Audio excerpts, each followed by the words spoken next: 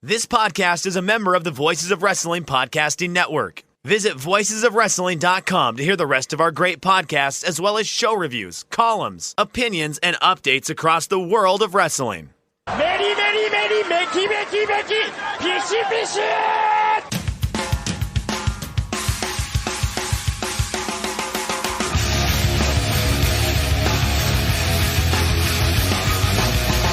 You are listening to the Voices of Wrestling podcast with your hosts, Joe Lanza. X out and go listen to some boring podcast where they're afraid of their own shadow.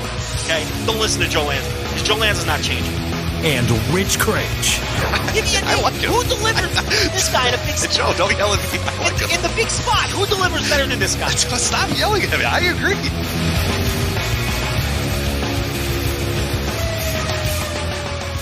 And we're live.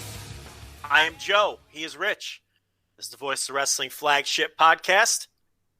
And the WWE investor call is happening as we speak. So will be a heavy dose of that on today's show, along with a little Impact. Haven't done a lot of Impact Wrestling lately. Impact Wrestling. Rebellion Part 1. Rich, too big for one night. Madison Rayne actually said that too, which I don't know if it was super very ironic when she said it. I think she legitimately just was like, yeah, too big for one night. You know, I was like, oh, I was waiting for Josh Matthews to kind of give like a wink, wink, nudge, nudge, and he didn't. And I was just like, oh, all right. actually think it's too big for one night. Okay. But yeah, that was fun. We'll touch on that. Good to get back in Impact Land after a long time we've been there. So we'll finally do the big. Can we ever call any of them big? But we'll finally do the big 2AW show. Joe, I watched that show like a month and a half ago. I don't remember anything from it, so hopefully you'll have to... that'll be a great segment. Refresh my memory. I think once you start talking, it'll get going again. But man, yeah. That was legit like four weeks ago, right? At this point that I think I watched it. That show is so old, there were fans. Right, there was. I forget there was. That show was so old, there were fans. And, not a lot of fans, because it is 2AW. It is 2AW, yeah, within reason. Yeah, only so many fans could possibly show up for 2AW, but... We're spacing out the wrestling that's actually happening, because there's not going to be a lot of it left. We're starting to trickle out. There were two big Noah shows this week, but we're not going to do those on the show this week. We're going to hold off, because Noah has canceled all of May. So we're not going to do anything in May. So we've got plenty of time to get to the Noah, because we're not going to fall behind. The Wrestle 1 show finally made air. The final Wrestle 1 show. Again, we're not going to do that this week. We'll save that for another week because, well, Wrestle 1 has folded. So again, we're not going to fall behind on the Wrestle 1. So there's no harm in pushing that off. But we'll get to the 2AW this week. We'll get to Impact Rebellion. We will get to all of the latest WWE madness, including the investor call that's happening as we speak. But Rich, did you see the Dynamite this week? I did. Dynamite. Yeah, I haven't seen all of Dynamite, but I've seen the most important and most interesting segments, I should say. I saw the little bit of the opener, and of course the talk of wrestling Twitter today. Kenny Omega versus what was the jobber guy's name? I'm forgetting it again. You put respect on Alan Angle's name. Right. That's what you need to do, sir.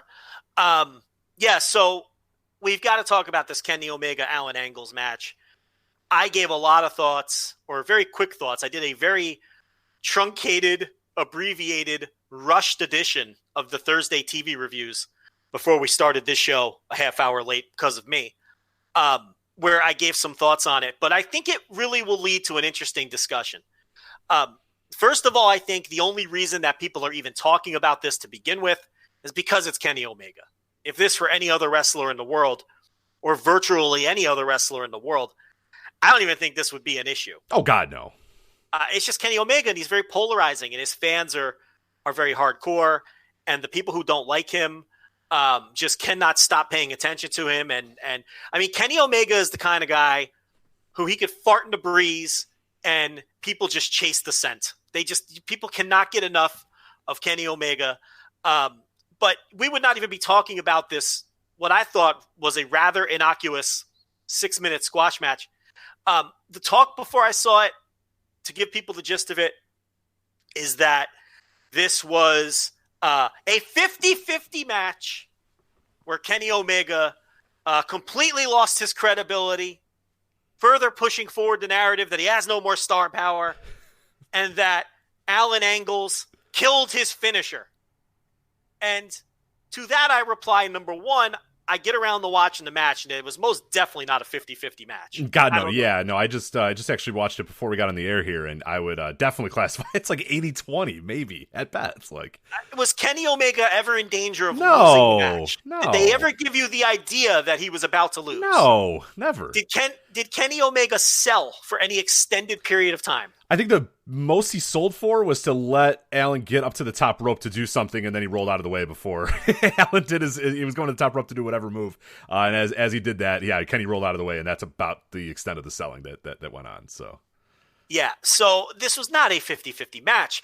This was not a match where both men got an equal amount of offense. It just wasn't.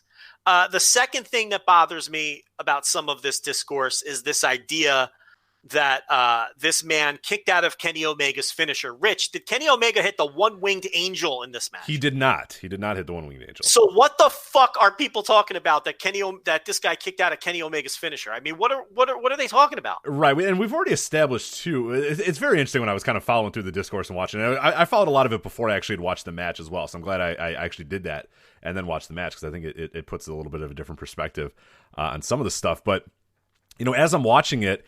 And I will say, for the record, the V-trigger that did finish him off is like the best V-trigger I've ever seen in my life.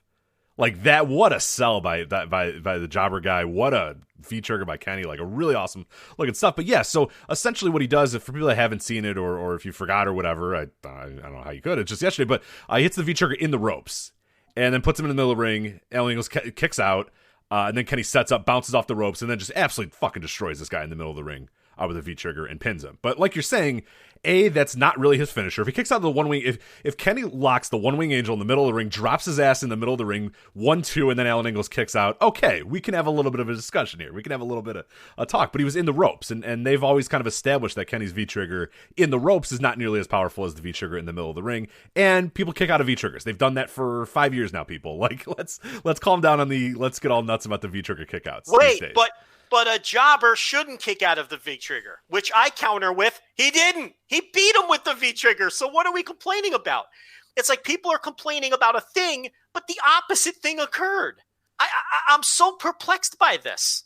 Like, first of all, it's not his finisher, but let's put that aside. If you want to say that a guy on Alan Angle's level shouldn't be kicking out of the V-trigger, well, Rich, he didn't.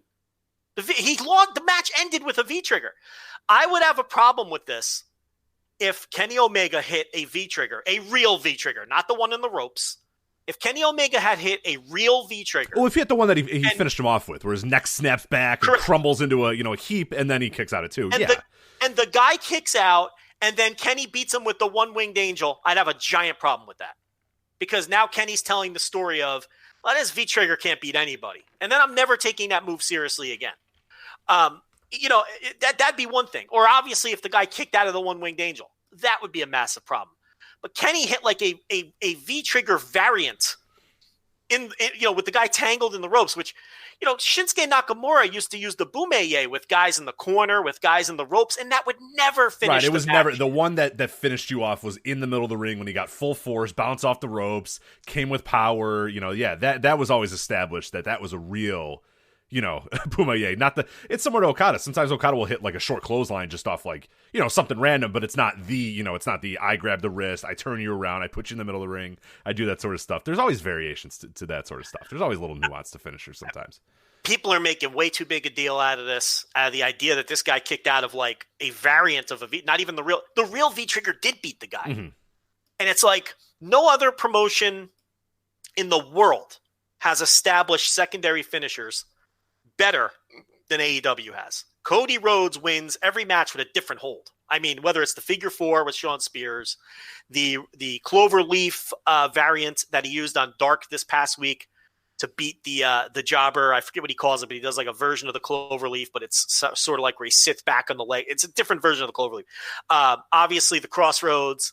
And then you have even on this show, we saw Darby Allin beat Sammy Guevara with the Last Supper. So it's like they've done a great job establishing secondary finishers for everyone. And that's exactly what they were doing here. They had Kenny Omega beat the Jabron with the V-trigger instead of the One-Winged Angel. And I think people are way too wrapped up in the idea that he hit that first quote-unquote V-trigger with the guy tangled up in the ropes. Now, if you want to argue that maybe you should have just eliminated that spot, don't do the one tangled in the ropes, just do the one that's going to finish the match, I'm not going to argue with you. Yeah, I'd be fine with that. Maybe that would have been better. But I also am not going to get all worked up over the fact that the guy kicked out of a fake version of a move that Kenny Omega never wins with to begin with. When has Kenny Omega ever beat anyone with that V-trigger into the ropes? When has he ever beaten anyone with the V-trigger, period? I honestly can't remember. Maybe he's won 1 or 2 matches with it. Can you recall Kenny Omega scoring a pin with the V-trigger? Off the top of my head, no. Head. Yeah, but I mean, we're dumb idiots and we don't know anything. So no, but listen, right. Maybe he has at some point. The point here is if we can't remember, I mean, and it obviously isn't very pronounced, okay? No one ever kicks out of the One-Winged Angel. Right. There's not a definitive moment where I say, oh, yeah, Joe, it was obviously this, G1 match. I'm sure it probably has happened, but yeah, not off the top of my head. I can't recall one. This is a guy who clearly knows how to protect moves. I mean, no one's ever kicked out of that thing, okay?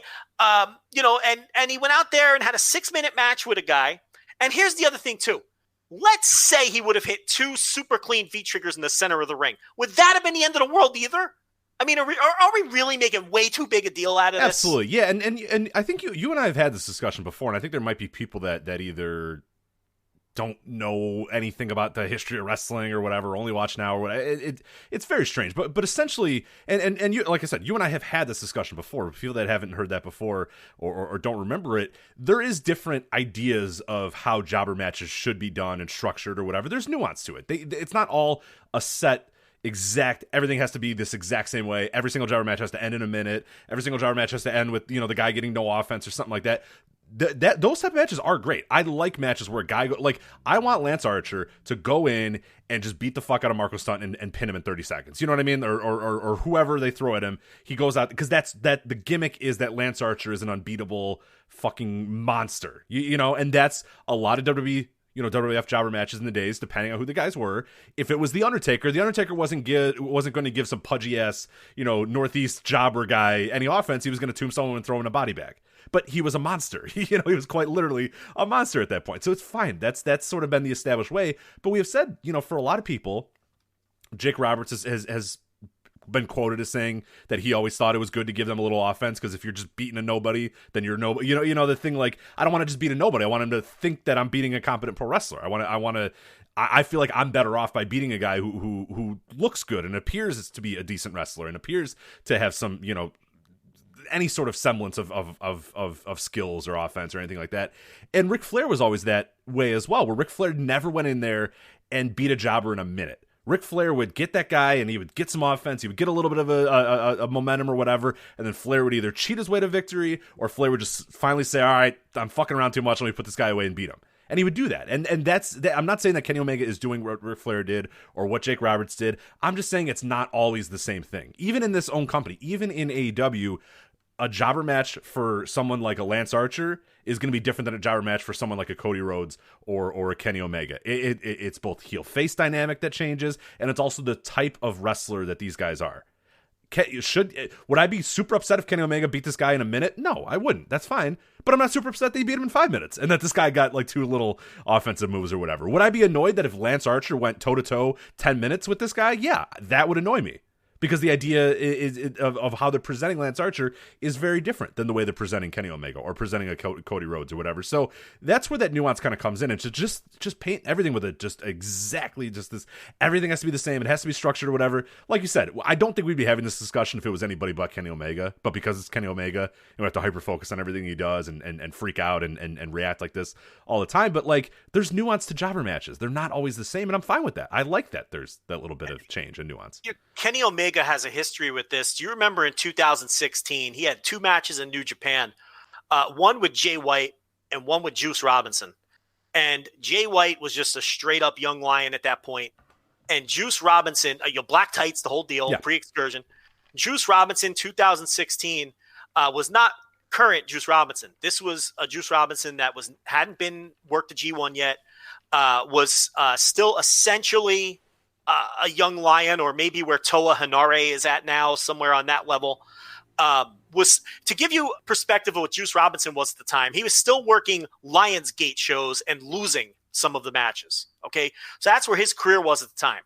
And Kenny Omega had 2 matches with Juice Robinson and Jay White back to back on a tour before, I believe, the latter match with Elgin. I could be wrong about the tour, but the point is he had those 2 matches back to back with guys who were essentially job guys at the time. And those matches were great. And he gave them a ton. And do you remember the Jay White match specifically, where they did all of those teased near falls? The idea was Kenny Omega was too cocky. Yeah. And Jay White, was giving it all he had. And that was in Korakuen Hall, not some village in Aichi. Okay, not Bipu, not Hokkaido up in the fucking mountains in the snow where no one's going to see it. Korakuen Hall, Kenny Omega, young lion. And he went over 10. I guarantee you that match was 10, 12 minutes. Okay? Guarantee it. And Jay White scored 3 or 4 near falls in that Korakuen Hall on their feet for that match against Jay White. So Kenny Omega has a history of this. Like you said, he's not Lance Archer. He's not a guy who's going to get in the ring and squash a guy in 40 seconds. That's not who he is. That's not the kind of wrestler he is. It's not what he does.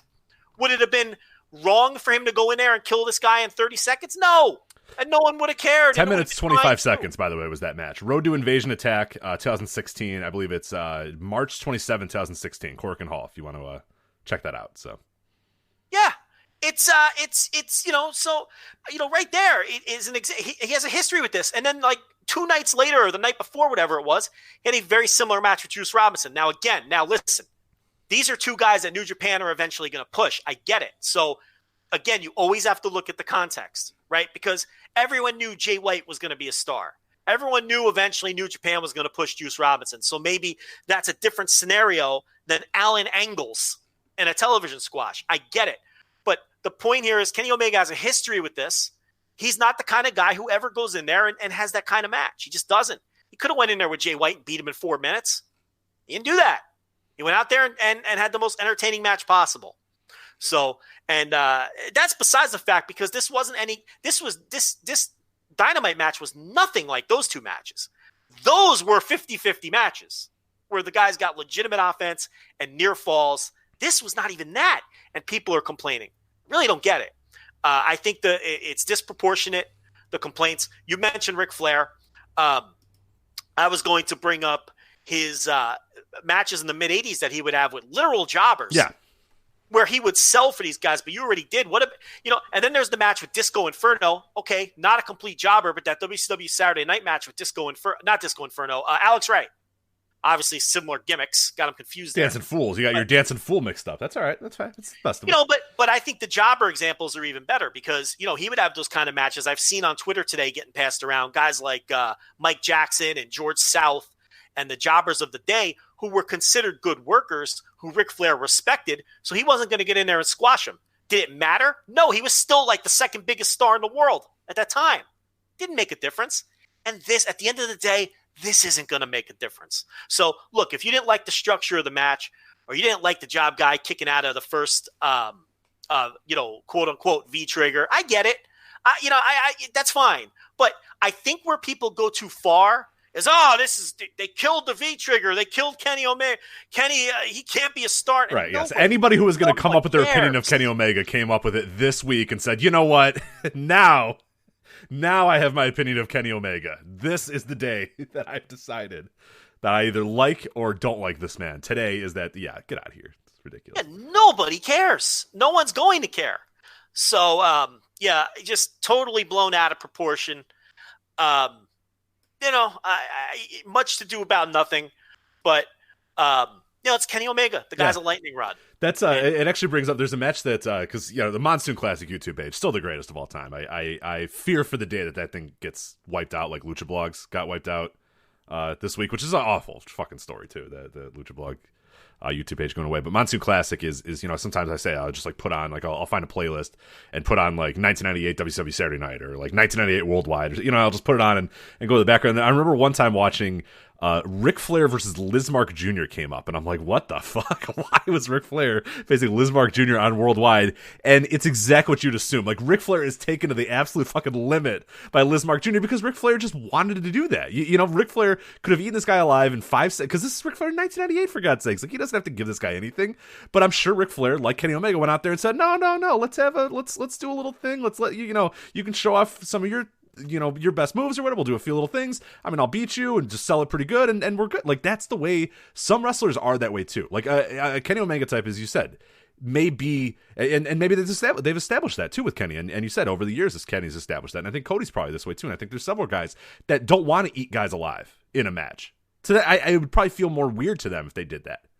And I have no idea what the future holds for Adam Engel or whatever. Not Adam Engel. That's a White Sox center fielder. But I have no idea what the future's going to hold for him. But like maybe they're thinking, hey, let's just not eat this guy alive. Let's get him a little something, because who knows? Maybe we end up bringing this guy in for a bit.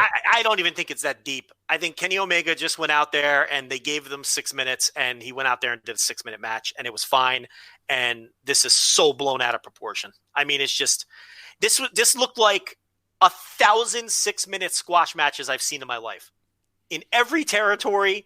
On WWF TV. Yeah, it was also far and away Kenny's like shortest match on AW TV either. So it's not like this. It's not like it's a 25-minute taken to the brink type of match here we're talking about. Like, this isn't like the one that we brought up recently, or not recently, God, a year or so ago at this point, is the Hangman Page Kip Sabian match, where Adam Page is, and it's not to say Kip Sabian's a jobber on the level of Engels or whatever, but like, it's just the idea that, like, why is it taking 20 minutes for Hangman Page to beat him? We're talking about a 5-minute match here. Like, it's not that big of a deal. God, jeez, standard length for a squash match, and he accomplished the thing about the rub with this one, and then we'll move on. Is it's like he accomplished what everyone's complaining about him not accomplishing. Like, he finished the guy with the V trigger.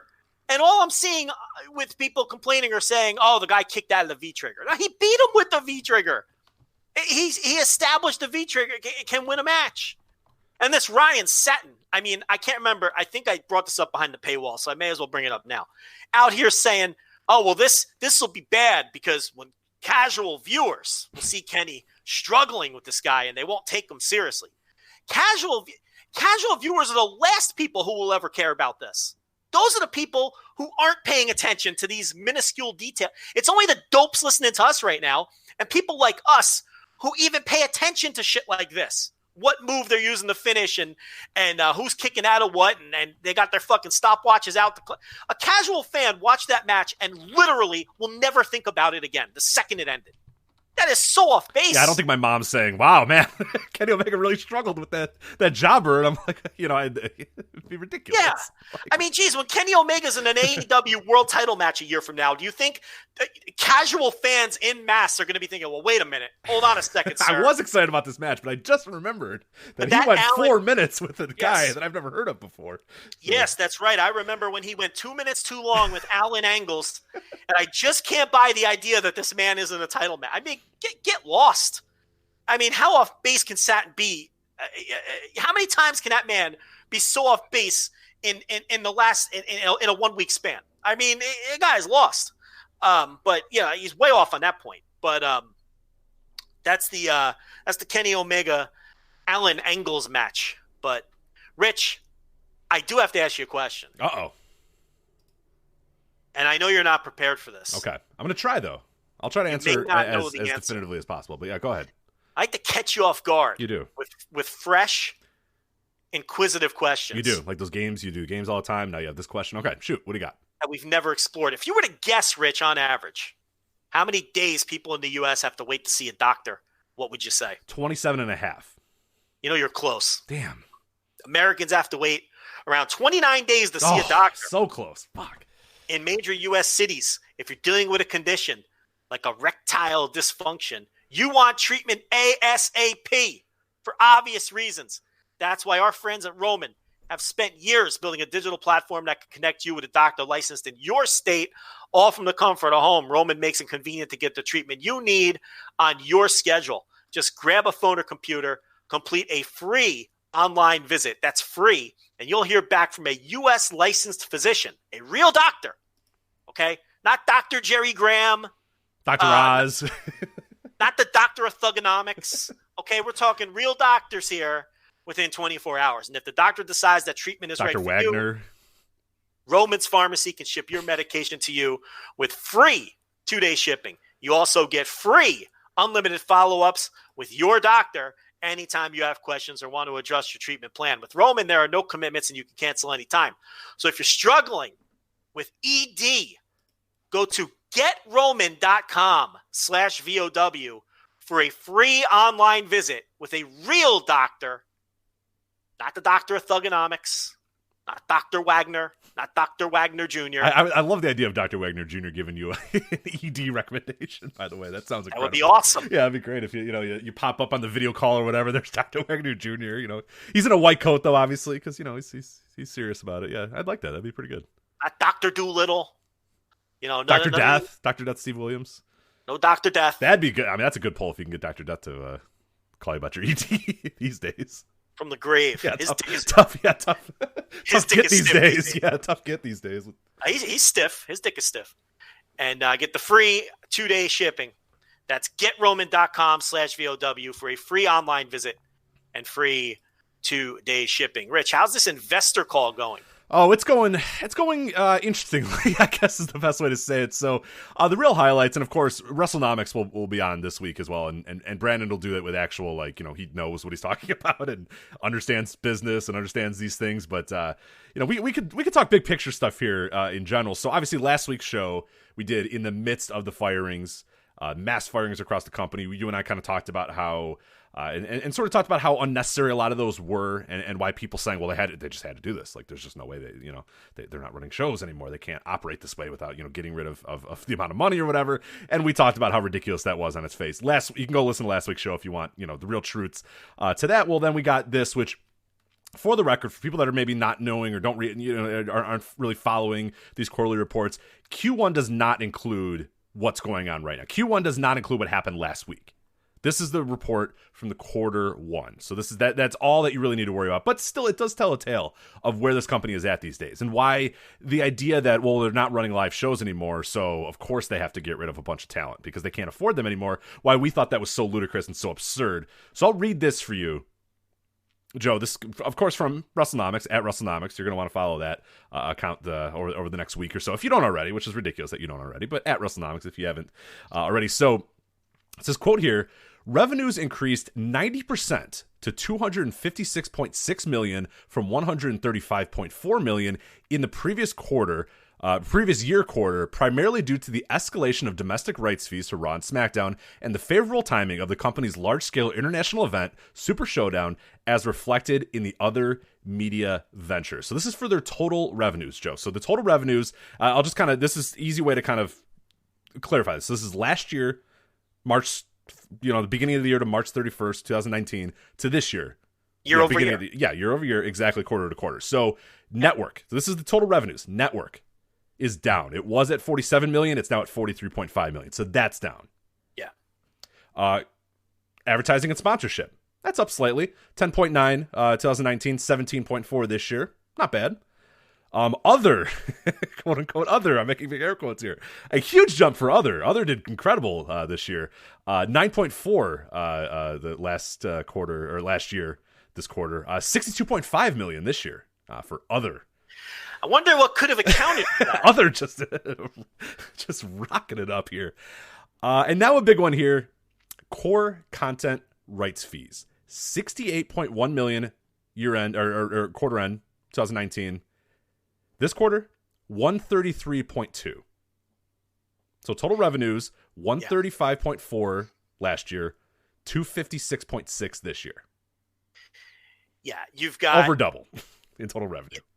Yeah, you've got the obviously one of the Saudi payments came in, and the new TV deal. And this is what we've been screaming about. And some people listen, others just refuse to listen. The TV deal is so significant, and that it could carry them through this year, even if they don't sell another ticket, which they might not sell another ticket this year. Even if they don't sell another piece of merch, which they're still selling merch. Now they're selling less merch than they were because obviously there's no house shows and all of those things. But they're still taking in other streams of revenue. You still have the network revenue. You still have merchandise. You still have licensing. You still have advertising and those things. And yes, a lot of that is going to be less than it was last year because of everything that's going on around us and less people are watching the TV. And I get all that. But as long as that TV money keeps coming in, they are going to bring in record revenues this year and potentially record profits. That's why so many people are upset with the cuts, because the cuts were not made to ensure that they're profitable. Were not made to ensure that they can stay in business. They were made to ensure that they hit their profit projections for quarter two. Now remember, that we're not going to know the results of all that. This is the quarter one call. This is January through March. It doesn't include WrestleMania. It doesn't include a great deal of the pandemic stuff. It doesn't include the cuts were made to help quarter two. But what we're learning, what the quarter one call tells us is just how massively profitable they were in quarter one year over year compared to last year, and how those TV and hopefully it will show some people who are willing to listen and learn, not the people who are just going to be Vincels and just defend the company no matter what they do. Those people are helpless and there's no point even talking to them. But hopefully this shows people who didn't understand the magnitude of these TV deals and how impactful they are to WWE's bottom line, and how that money, provided it continues to come in, will continue to carry them throughout the year, no matter whether this pandemic stuff continues or otherwise. Right, and I'm going to read some other numbers to you again. So let's just recap their core content rights fees, $133.2 million in this quarter alone. That's just a quarter. That's 3 months is what they got paid for just those 3 months to produce Raw and SmackDown on TV. How much is that number again? $133.2 million. How's that even? That's even larger than we thought. Yeah, it's huge. It's gigantic. It's fucking insane. That's so now, no. Then okay. So I'm sorry. That's total television. So that's international deals. Yeah, that's everything's kind of included in there. Gotcha. But yeah, I mean, of course that the big jump there comes from Raw and SmackDown and that sort of stuff. From the U.S. rights. Yeah, right. So, and don't forget, they're still taking in like $40 million a quarter from the network. Right. Exactly. So right? Live events is also a slide here. Live event revenue declined to $17.5 million from $26.2 million in the prior year quarter. Yeah, anyone arguing with you... They could never run another show all year. That's a drop in the fucking bucket. 133.2 to 15.2. It's not even a drop in the bucket. It's moving backwards. Right. They'd be better off never running a... I mean, of course, that would... the idea that never running a live event ever would probably result in the company, yada, yada, yada, whatever. But, like, in an absurd... Like, just to make an example, if they didn't run a live event, they'd probably be better off this entire year. Well, that point's going to be proven. Right. So not running live events. But, and some of these house shows lose money. They lose money. They're loss leaders. You run them to sell merchandise. You run them to keep your name out there. It's, big box retail, keeping open the money-losing stores just because they want one in every town for brand recognition. That's what that is. So and there are people who will make the argument, well, they had to fire all these people because they had to make up the money that they're losing on house shows. And house shows is such an insignificant part of their revenue that it just, anyone who makes that argument shows their ass and shows that they don't know what they're talking about. What else we got? All right, so some other stuff here. This is the North American ticket sales down last year, 24.1 million to 15.2 million this year. International ticket sales exactly the same, 0.2 million. So fucking irrelevant, completely irrelevant. Advertising and sponsorship, 0.4 million down to 0.1 million. I mean, we're just talking nothing. These are nothing. They're nothing. This company doesn't. None of this shit matters anymore. It's the TV money. Right. Period.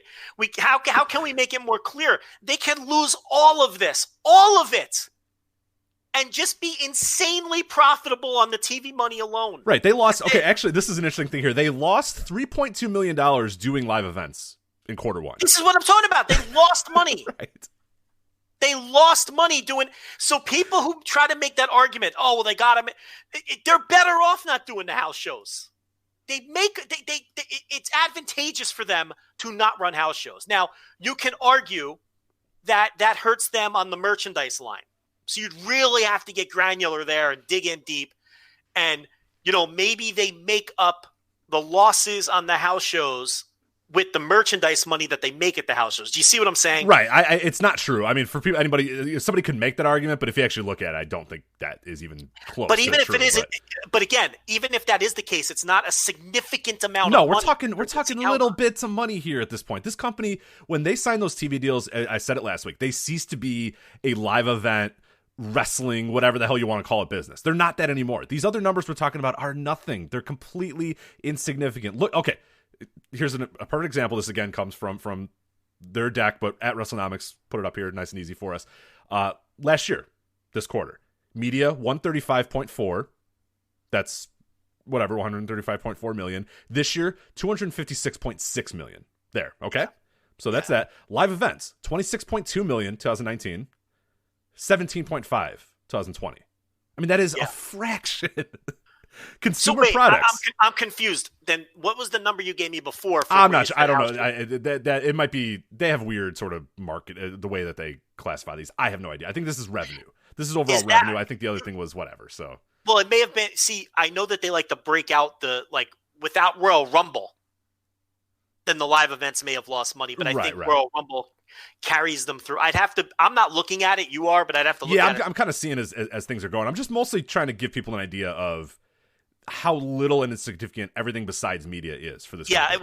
which is the larger point that you're making is that all of these numbers are, the proverbial small potatoes compared to the TV revenue. Yeah, I mean, consumer products, which is merchandise and every other little thing here, 20.8 million 2019, it went down to 16.9 in terms of total revenue. But again, we're talking 256.6 million, 17.5 million, 16.9 million. Here's what's not going away. The network, people may cancel it. They may lose some network revenue, but it's not going to go to zero. Okay, so they're going to make somewhere around 40 million a quarter on the network, give or take. Okay, and the TV money. Okay, now somewhere during this call, and I think the call is over, and I know we're doing this live. Did Vince McMahon or did anybody question Vince McMahon, or did they bring up on their own the possibility of losing the TV money? So I did see the quote here. Let me fire up the exact quote. He said that they have our back and we have their back was exactly the quote that he said. So let me find the exact word while you're going on here. But. If that's the case, I don't want to hear a word, because that's the other counter argument you hear. Well, what if they lose the TV money? Well, if they lose the TV money, then the game changes, and obviously you have to support the cuts and anything that they need to do to stay alive and stay in business. That all makes sense. But we have no indication that Fox and USA are pulling those deals, restructuring those deals, changing those deals. And the counter argument to that has been, well, we won't know until the quarterly call. Maybe that news will break on the quarter. Okay, well, today's the day. Okay, and I'm open-minded to that. If there's some provision in USA or Fox's contract that says if you don't hit X amount of viewers or a demo number, we can adjust or even rip up the deal, then I totally understand making cuts. But if that were the case, believe me, Rich, they would have made more cuts than they made, because saving $4 million a month in the salaries and whatever else was tied into that, it's not even a fraction of the amount that they would need to reduce to make up the loss of their television. That was your hint right there that they weren't losing TV.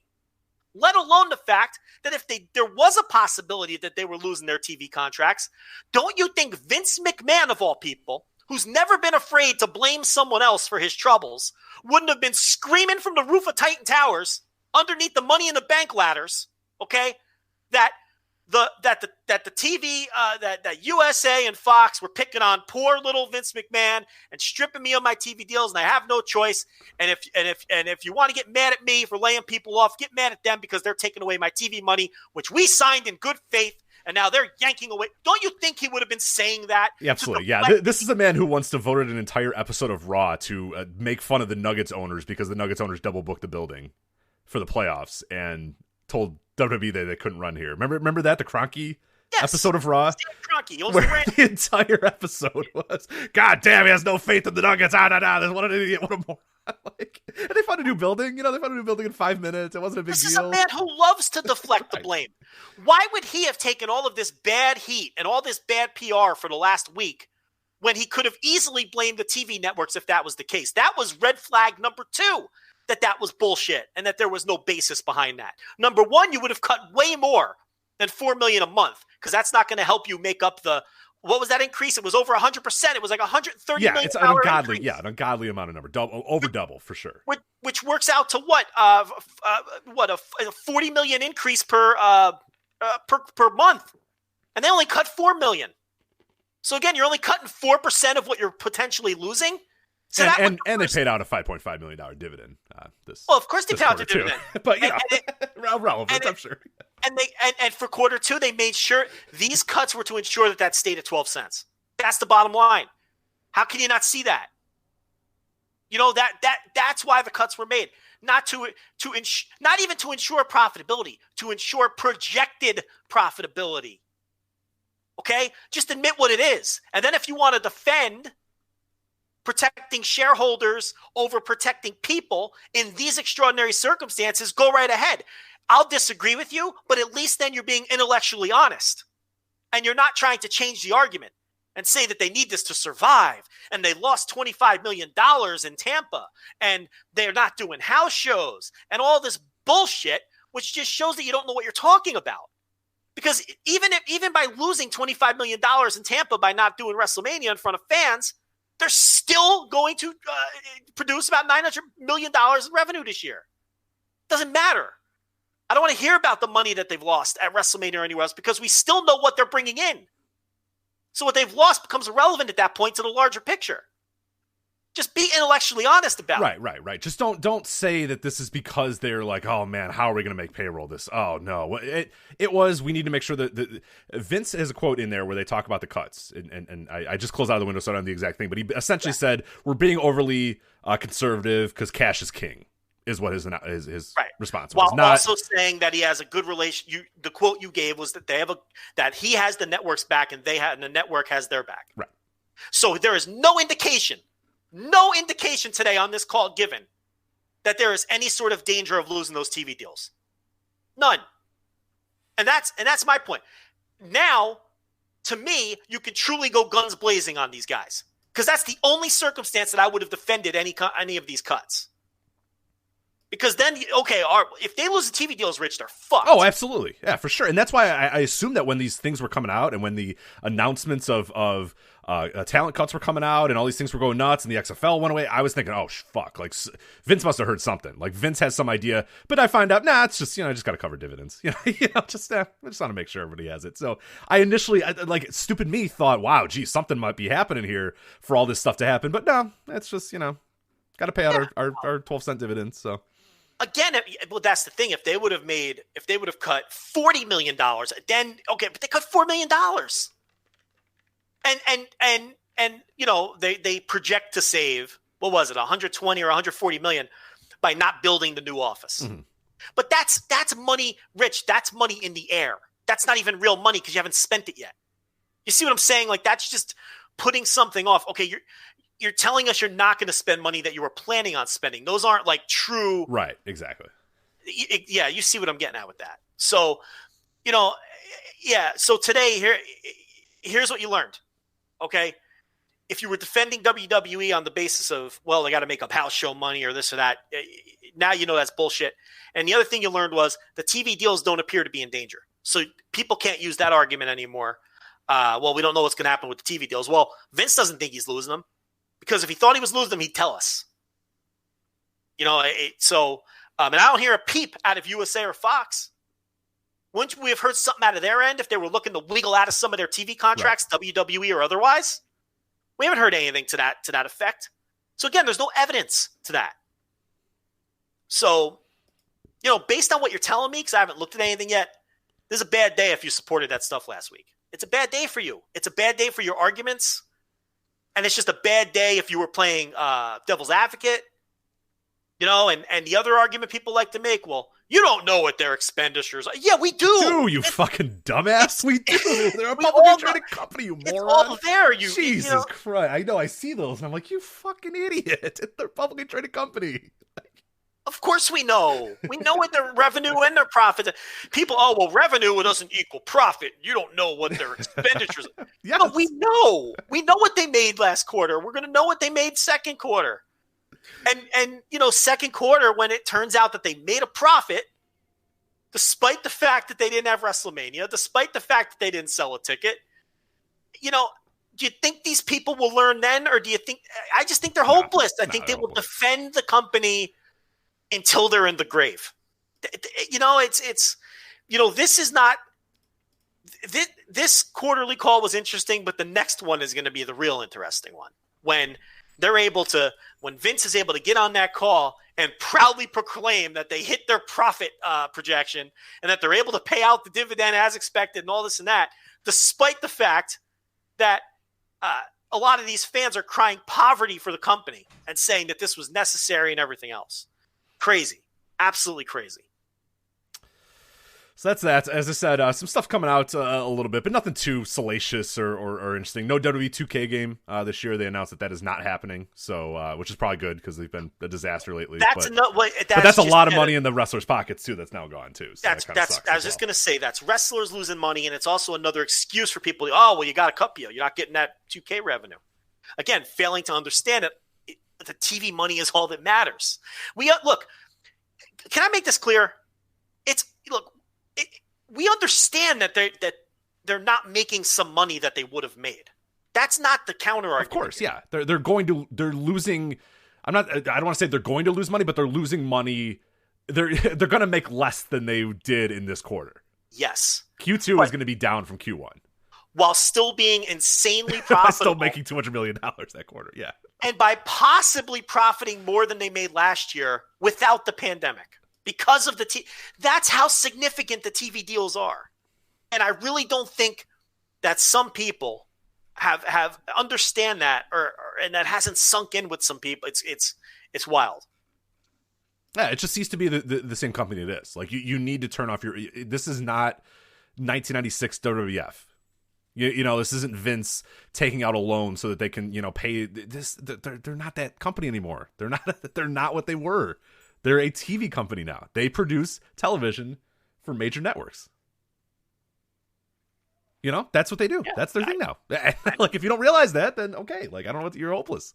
You're lost. You don't know what you're doing anymore. How about this one? Well, they don't have $500 million in cash reserves. They have $5 million in cash and debt capacity. Well, first of all, WWE are the ones out there trumpeting that they have that $500 million. That's number one. Right. So a lot of companies don't have that either. A lot of companies don't even have that benefit. But and yes, it is a combination of cash reserves and debt capacity.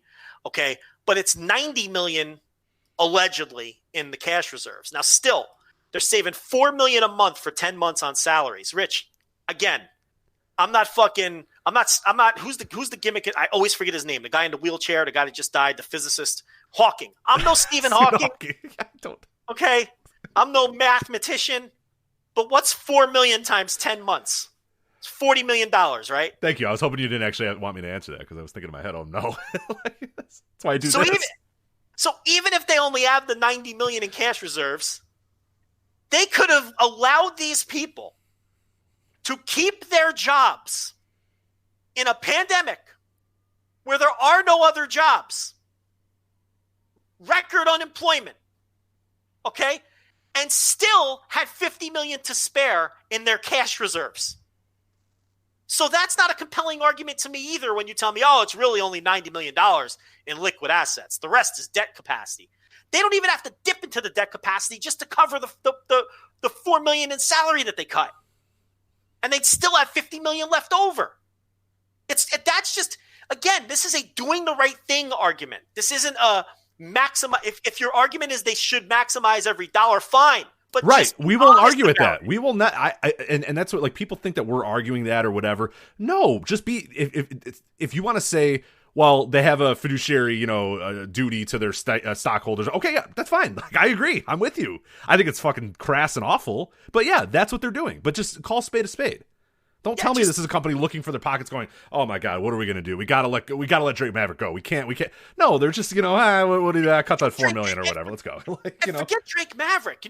Even put the wrestlers aside. I'm talking about the people whose names you would never know. The fucking office workers. The .comers, the live event workers, the lighting crew, those sort of guys that are out on the streets now. Those are people going into a jobless economy. And I'm sure they gave them all a little check. I'm waiting for mine. But I'm sure they gave them all a little check to go into this jobless economy. But the point here is they could have kept them on and had the cash reserves to do so if you want to play that card and say, oh, it's not really $500 million, it's $90 million. Well, it's still more than enough to cover that. They could have kept all those people employed. And that just would have constituted doing the right thing. And dipping into your cash reserves a little bit, which would that be the worst thing in the world to do in this current situation when, oh, by the way, there's no evidence that any other wrestling company on earth has cut a single human being yet? But these guys who they're gonna gross more revenue than all these other wrestling companies combined, they're the ones out there firing people. And you're okay with that. If you're okay with that on the basis of they need to do this to survive, you're a fucking idiot. There's no other way to describe you. You'll just be honest about the argument, that's all. And then we could just disagree.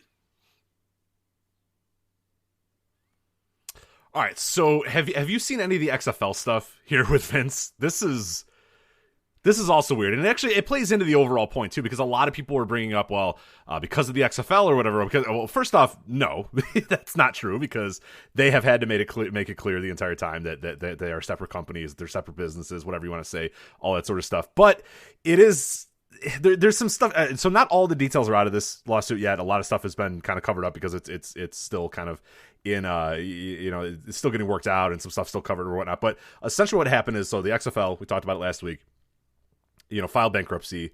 What we now found out is, this was, I think, 2 days ago this happened, that Oliver Luck, who was the what was exactly his title? I forget. He was the head of the XFL, but I forget what his exact commissioner. I guess he was just commissioner. Maybe that was it. Maybe that was the title.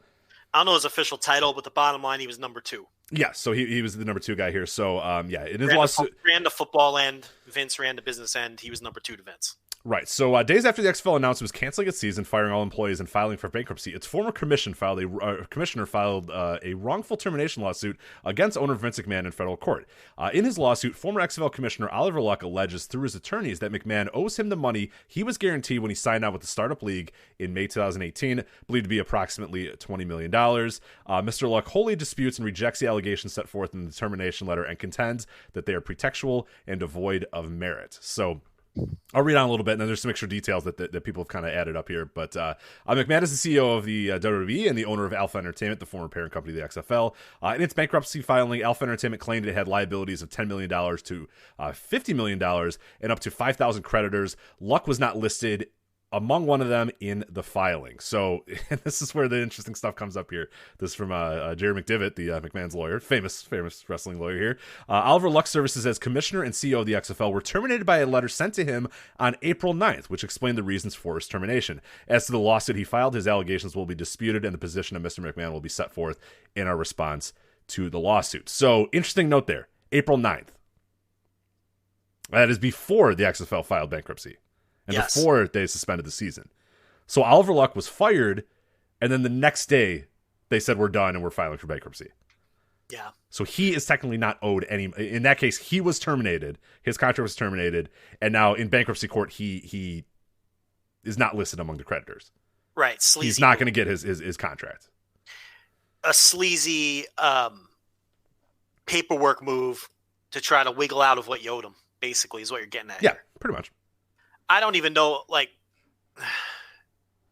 there's got to be some kind of statute of limitations on the amount of time between you lay someone off and then you file for bankruptcy.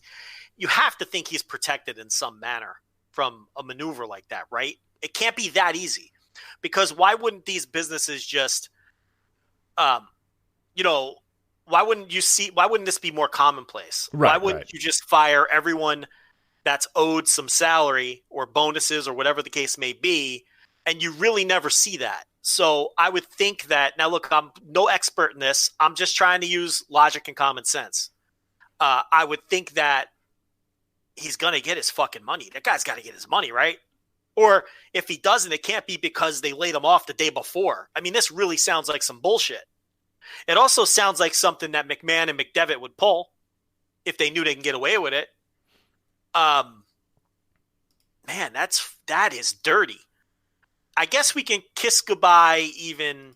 I mean, I've seen some people say, well, you can't completely write off 2022 just because well, you can forget it now. Yeah. I mean, they owe all these different people money, and they fucked over everybody in the legitimate football world, unlike last time where they just tried to do it on their own. This is bad. So, a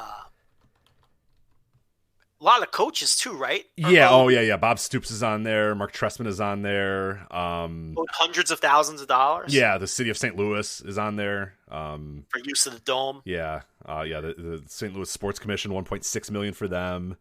Bob Stoops, Robert Stoops, $1 million for him. Mark Trestman, $777,000. Ticketmaster, $655,000. The 47 brand, that's the sporting wear Scud brand, $846,000.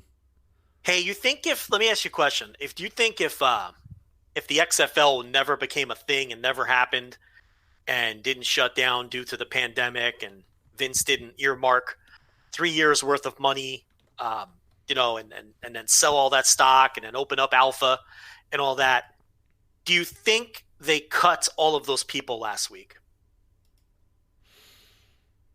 See what I'm getting at there? Yeah, no, one hand is definitely playing into the other. Do you think all of this is just Probably mounting on top not. of this man's shoulders? I've got all these losses. I've got all these losses. I've got an unsure future. Do you think in a world where the XFL never existed, do you think they hold off on those cuts last week? Or do you think it all plays into each other? I think they all play into each other. I do. Stock price dropping like a stone. It's all got to be weighing on them. I mean, that stock was worth. Did they ever hit 100 points? They were close. They were pretty close. I don't remember if they exactly did, but now it's in the 30s. I mean, it dipped. Didn't it dip into the high 20s, and then they made the cuts, and it bounced back to like $33 or $34 a share. I don't have the exact numbers, but still, I mean, you're talking about $70 a share up in smoke. You're talking about the money earmarked for the XFL. You're talking about you're going to get sued for a lot of that money and probably lose a lot of these cases. So I feel like it's not just strictly the loss of revenue on the wrestling end that's weighing on him. And, it's possible that maybe these cuts never happen if the XFL never happened. Maybe that's a huge trickle down. Well, there's also this, which is just the sleaziest part of this entire thing, and I can't wait till this stuff kind of comes out a little bit more, but this is from thedeal.com. I don't know anything about thedeal.com, but it appears to be a mildly reputable thing. And Dave Meltzer actually alluded to this on this morning's Wrestling Observer Radio as well. And a lot of people, I think, didn't notice this or just completely passed people by, but this came out. So this article is dated April 13th, 2020. In a declaration, Alpha President and COO Jeffrey N. Pollock, who is... So Vince is the owner of Alpha Entertainment, but this man is the president and COO of Alpha Entertainment, okay? Makes sense? Right. Said that a $3.5 million new money debtor in possession loan from McMahon, founder of World Wrestling Entertainment, would allow the Stamford, Connecticut-based league to fund payroll and conduct a sales process. The loan calls for approval of bidding procedures by May 15th and a sale by July 15th. So people don't really know what's going on there is essentially Vince McMahon, when he realized the league was going out of business and everything wasn't going to happen, said, here, you know what I'm going to do? Vince McMahon was going to give Alpha Entertainment, out of his cash, he was going to give Alpha Entertainment a loan so that they could get through the sales process and fund payroll in those final days. But in those final days, Joe, gosh darn it, they declared bankruptcy. And man, guess who's a creditor on the XFL bankruptcy? You're telling me Vince McMahon is listed as a creditor on the XFL bankruptcy? Holy goddamn shit. Right he is, yep. So he's trying to get back some of his own money. Little double dip there from old Vince. How is that legal? It seems completely illegal. Like, I'm nuts. Like, when I read these things, because I don't care. Like, I know nothing about normal businesses. I don't follow other stocks, anything. Like, I'm an idiot. I know I could tell you the entire card of the 1989 SummerSlam, but I can't tell you one fucking thing about the stock market or other businesses. But every time I read these things from Vince and WWE, I'm like, man, is every company doing this? Like, everybody's doing this. Seems so illegal, right? that the owner of Alpha Entertainment infused Alpha Entertainment with a personal loan, and then Alpha Entertainment declared bankruptcy, so that man who gave the loan, which is a huge loan, $3.5 million, that's all in the credit there. That's all in the bankruptcy filing. That man now is the lead creditor of the XFL bankruptcy, is the owner of Alpha Entertainment, Vince McMahon. Unbelievable. But what would be the? I'm trying to figure out what the hustle is, though. I mean, what is he? Is he going to attempt to get money back from Alpha Entertainment? But then, what would be the hustle? Why would? Yeah, I don't know. I don't know enough about business to know the hustle. There's a hustle here somewhere. Maybe you get more. Maybe you get in. I have no idea what the hustle is. Somebody smarter than us has to explain to me. Okay, because number one, if he was thinking about shutting down, he wouldn't have given the loan to Alpha to begin with. Right. That's number one. But number two, I'm trying to work out in my brain, if it is a scam, what's the scam? Why not just hold on to the money in that case? So is it one of those deals where maybe the more creditors that there are, the harder it is for other creditors to get their money? In other words, was he willing to take a $3.5 million loss so that Alpha could go to court and say, we don't have enough money for anyone? Right. You see what I'm getting at? But again, that's the only angle I can think of. So he's like, all right, well, I'll take a $3.5 million hit, but I'll save multitudes of millions on top if Alpha is deemed unable to pay any. You see what I'm saying in court? So other than that, I don't see a hustle. I don't get it. But maybe there's a listener who could explain this better. Because I don't. Either way, I mean, and if he gave the loan knowing he was going to shut it down, no one could be that stupid, especially him. I don't. I'm a little lost on that. Yeah, he's making out some way. Whether it's and the other thing with the classic Vince McMahon thing is, like you said, he might eat $2 million or $3 million so that other people won't make money. Because that is what he would do. Because that's what this man does. You know what I mean? Yeah. So, it's who knows, man. It's so bizarre.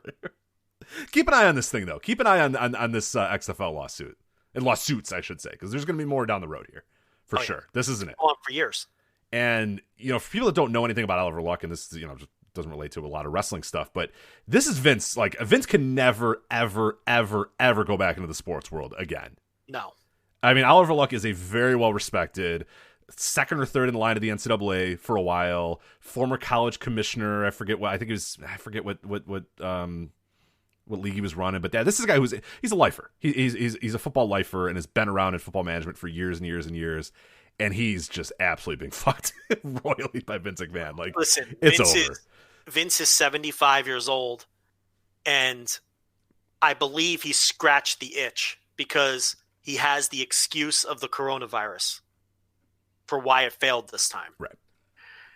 And whether that's true or not doesn't matter, because I think in his brain, the coronavirus is to blame. It was nothing he could control. And I think that this itch he's been trying to scratch, he is now satisfied. So I don't think it matters to him that he's burning all of these bridges, because he's not going to try it again. Quite honestly, he doesn't have a ton of time to try. I mean, the guy's not going to live to be 150. So I think that doesn't matter in his mind. All of these years, for the last 20 years, he's been thinking, I've got to redeem myself on this football thing. I can make it work. He saw a window with TV rights fees exploding for sports. He it was good timing. No one knew this was coming. I still don't think it was going to work. We talked about it a million times, and we don't need to relitigate it, right? For all the reasons that we gave before, I didn't think it was going to work, but I think this was a good window to at least try it. For sure. And I think that in his mind now, he's at peace with this now. I think he can die in peace, at least in his own mind, because, well, there was outside forces. Right. We were on the right path. We were doing everything we needed to, but yeah, it just didn't work. Last time he knew the failure was a lot on his shoulders. It was a bad approach, and and he couldn't live with that. So he had to try it again, and this was his out. So I the fact that he burned luck, I agree with you. That, forget it.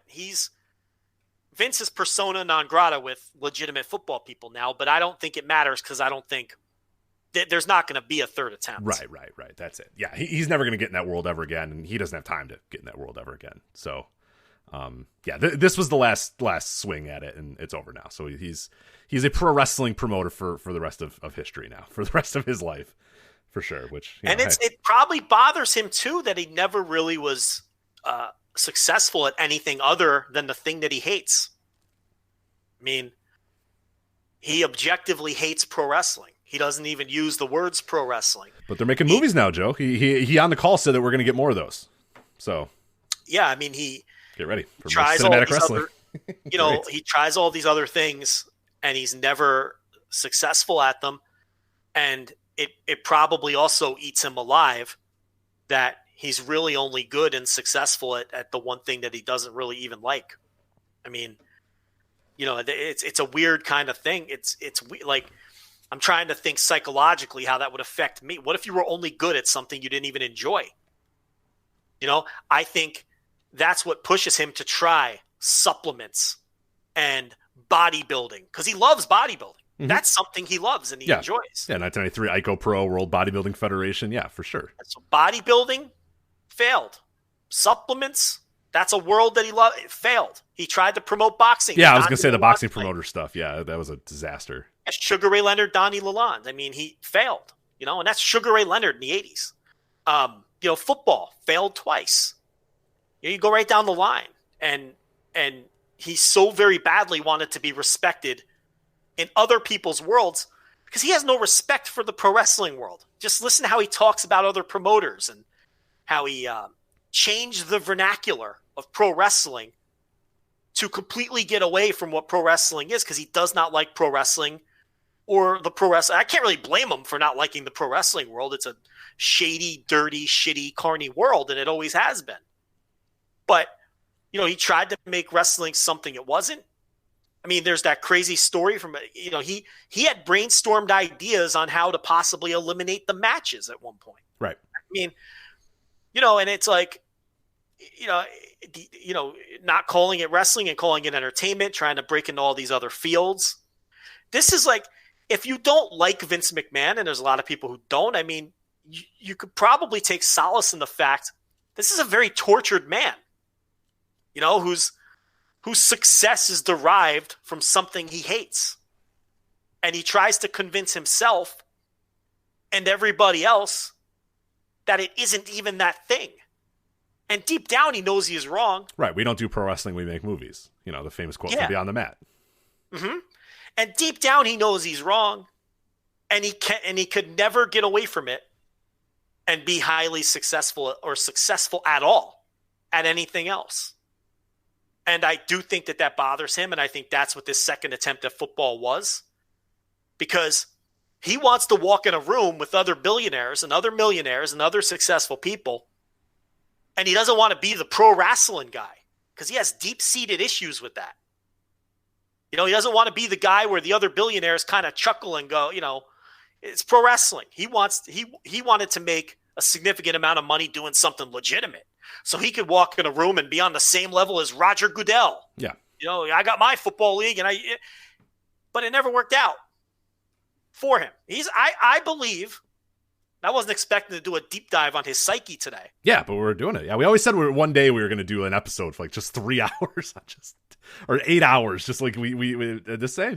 See, when he dies, that might be the time we do that. It's just like a 9-hour "This is Vince McMahon" show, which is it's fascinating.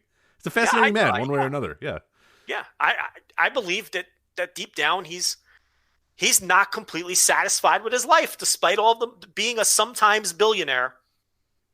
I believe he's not completely satisfied with his life. And I think that's what has driven him to attempt all of these other ventures. Because as wildly successful as he's been in wrestling, why wouldn't you just keep building on that? Why does he keep losing money trying other things? I don't think he feels other business people and other billionaires and millionaires respect him because it's wrestling, because he doesn't respect wrestling. So it's kind of like he projects that on everybody else. What must they think of me? I come from wrestling. Yeah. That's how he pronounces it. I'm the wrestling guy. Yeah. He puts a southern drawl in it every single time. Every single time he says the word, which is rare, he says wrestling. Because he doesn't respect it. So he feels like nobody else does either. And the sad part is as successfully, he could have given wrestling, he could have given it a makeover and changed the perception. But if he would have approached things different, but he didn't. It's almost a self-fulfilled prophecy in a lot of ways. Because he did nothing to change the reputation. And he's been sleazy all along, all the while. Whether it's covering up Jimmy Snuka murdering that girl, or, the steroid deal in the 80s and 90s, right on through to every referee trials, the referee pedophiles, and it's... Yeah, the child molestation cover-up, whatever happened with Rita Chatterton, all of it along the way, right up until today. Owen Hart, you can go right down. We can name 100 of them. Right. We can name 100 of them and still have some to spare. I mean, we probably could get to 100 if we sat here and tried to do it. And it's like, that's on him. If wrestling still has that reputation when he walks into a room and he feels like people don't respect him as much as the guy who did it selling widgets, that's on him and nobody else. And I think deep down he knows that, and it's hard for him to accept. But that's the path he chose. At the end of the day, okay, he is what he hates. He is the sleazy, carny wrestling promoter. Did it the same way they did. Dirty business, scandals, stabbing people in the back, take no prisoners, don't respect contracts unless they work in your favor. He did it all. He is what he hates, and he knows that, and he's going to die knowing that. That was great. Hey, there it is. Coming soon. We always said one of these days we will have that the large-scale, big picture Vince McMahon episode. I wanted to transition to a read, but I don't know. Is it the right time to do it? Joe, hiring used to be hard. Multiple job sites, stacks of resumes, a confusing review process. But today, hiring can be easy, and you only have one place to go to get it done. That is ZipRecruiter.com/VOW. ZipRecruiter.com/VOW. ZipRecruiter sends your jobs to over 100 of the web's leading job sites. But they don't stop there. Their powerful matching technology scans thousands of resumes to find the right people with the right experiences and invites them to apply to your job. You can even add screening questions to your job listing so you can filter candidates and focus on the best ones. ZipRecruiter is so effective, Joe, that 4 out of 5 employers who post on ZipRecruiter get a quality candidate within the first day. It's more important than ever right now. ZipRecruiter.com. You can do it for free. VOW listeners, go to ZipRecruiter.com/VOW. That's ZipRecruiter.com/VOW. One more time, ZipRecruiter.com/VOW. ZipRecruiter, the smartest way to hire. So yeah, never been more important for some ZipRecruiter. So let's talk about, we wanted to kind of follow up, because I think one big name came out that I think you and I are both pretty excited about. I don't want to say excited. Okay, excited's not the right word for a man that lost a job and got released. A man that unfortunately got released, but we are now excited to possibly see what he'll do. I don't know how the nuance to do it. Whatever. Chris Hero got released. Kassius Ohno is no longer a member of WWE. He has changed his Twitter account. He's WWE alumni or whatever the hell he's putting on his Twitter account or whatever. But all we know is that when all this shit finally goes away, that Chris Hero will be once again return to the non-WWE wrestling world. And what does that mean for you? And what's the sort of the excitement level that you have with that? Like, where's the ideal spot for Chris Hero? What does Chris Hero do? What kind of Chris Hero do we see? Because we talked about when he re-signed with WWE that this was a man who busted his ass for years and years and years because he loved wrestling, but it felt like there was just he couldn't give much more. His body was breaking down. He was getting a little too old. He just couldn't do it anymore. So WWE was the best landing spot for him because he could go there, he could train, he could kind of chill out, calm down, do whatever he needed to do all that sort of stuff. And he's had, and I think you tweeted out as well, a really underrated run. The second run that he's had with WWE, because a lot of people weren't watching NXT UK for good reason, but really good stuff in NXT UK. Not as much good stuff, obviously in main, in NXT and obviously nothing in the main roster. But, where do you see Chris Hero moving forward in 3 months' time, hopefully, or 6 months' time, a year from now, Joe, what do you see Chris Hero doing on the Indies? Do you think he's an important part of the Indies? Do you think he's training somewhere? Is he main eventing? What is Chris Hero doing in a year's time?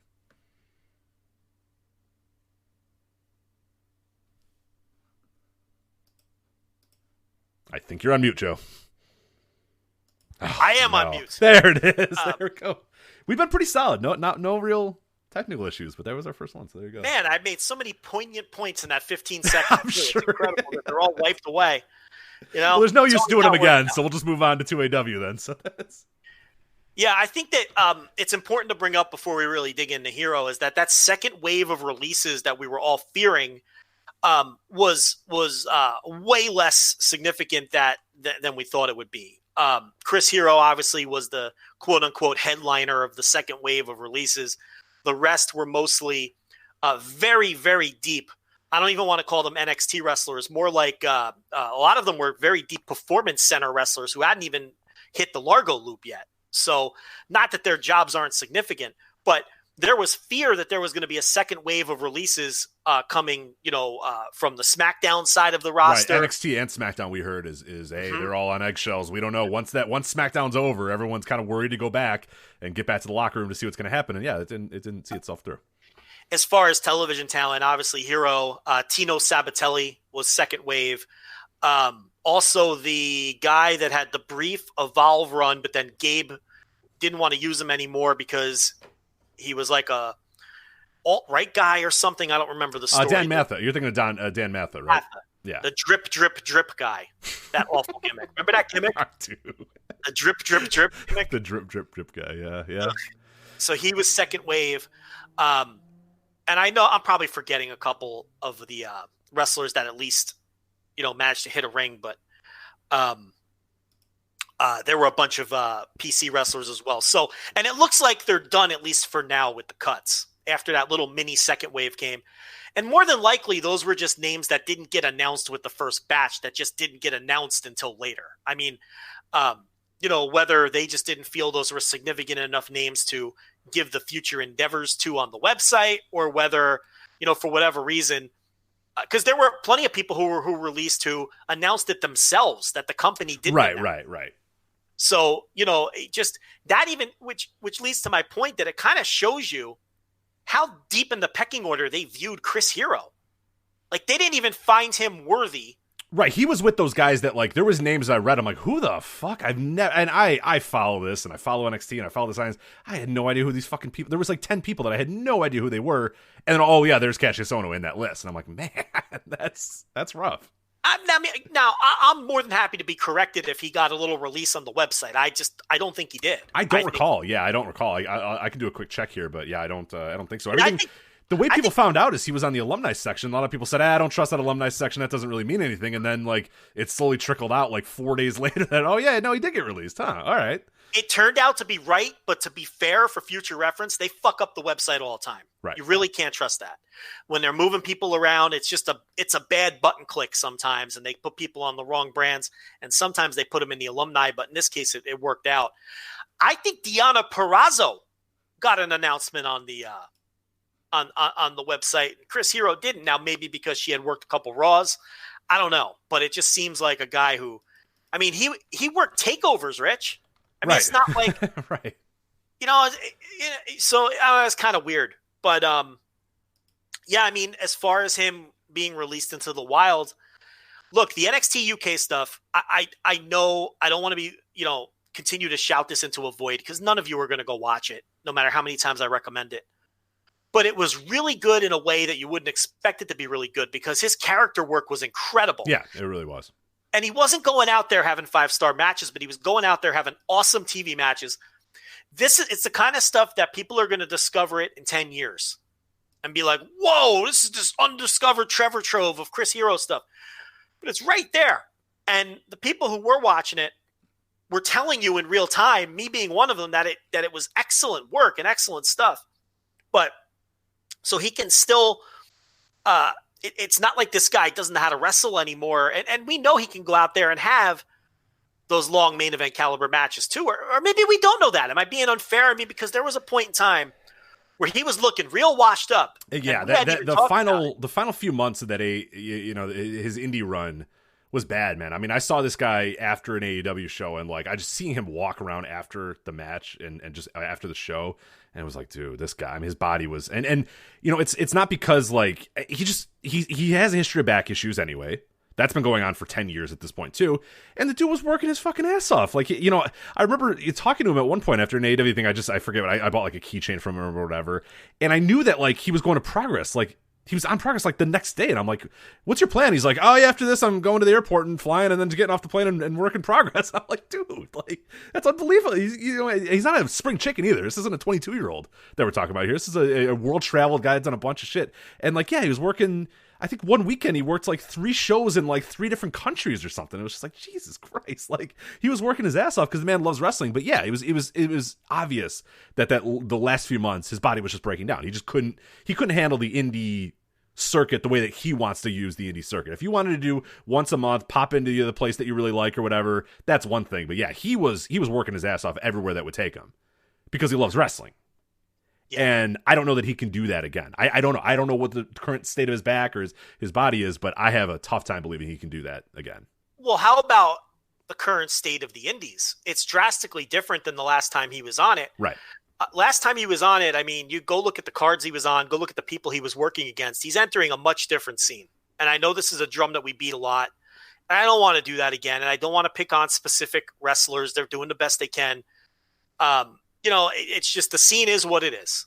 And last time, not only was there an incredible scene pre the signing bonanza that we had here in the United States, but Europe was a burgeoning scene with all of these new stars and Rev Pro and Progress and WXW and all these promotions were booming at that time as well, and all of these new stars were emerging, and it was just a much more vibrant scene in terms of equal talent to work with. So I think that'll hurt him too. Is Chris Hero going to get booked? He's going to get booked on every show under the sun. And like you said, he's going to work them. The guy loves wrestling. He's a tape nerd. He just loves this shit the way that we love this shit. And, and he's going to work as many dates as he can and as for many places. And he's going to work with as many new talents as he can and try to get people over. That's just who he is. Okay. Because we've seen evidence of that. The problem is the scene he's entering. Who's he going to wrestle, Rich? I mean, I saw a lot of people saying, I can't wait to see Chris Hero versus Chris Dickinson. And I agree. I would like to see that match. Oddly, that's the only dream match I've seen thrown out there. Yeah, I don't know. You can't really come up with many. I mean, you want to see Chris Hero work Alley Cat? I don't. You want to see Chris Hero work Nick Gage? Maybe. It's not going to be the kind of match that I'm into necessarily, but that would obviously be an interesting dynamic. You want to see Chris Hero work Tony Deppen? Maybe you're into that.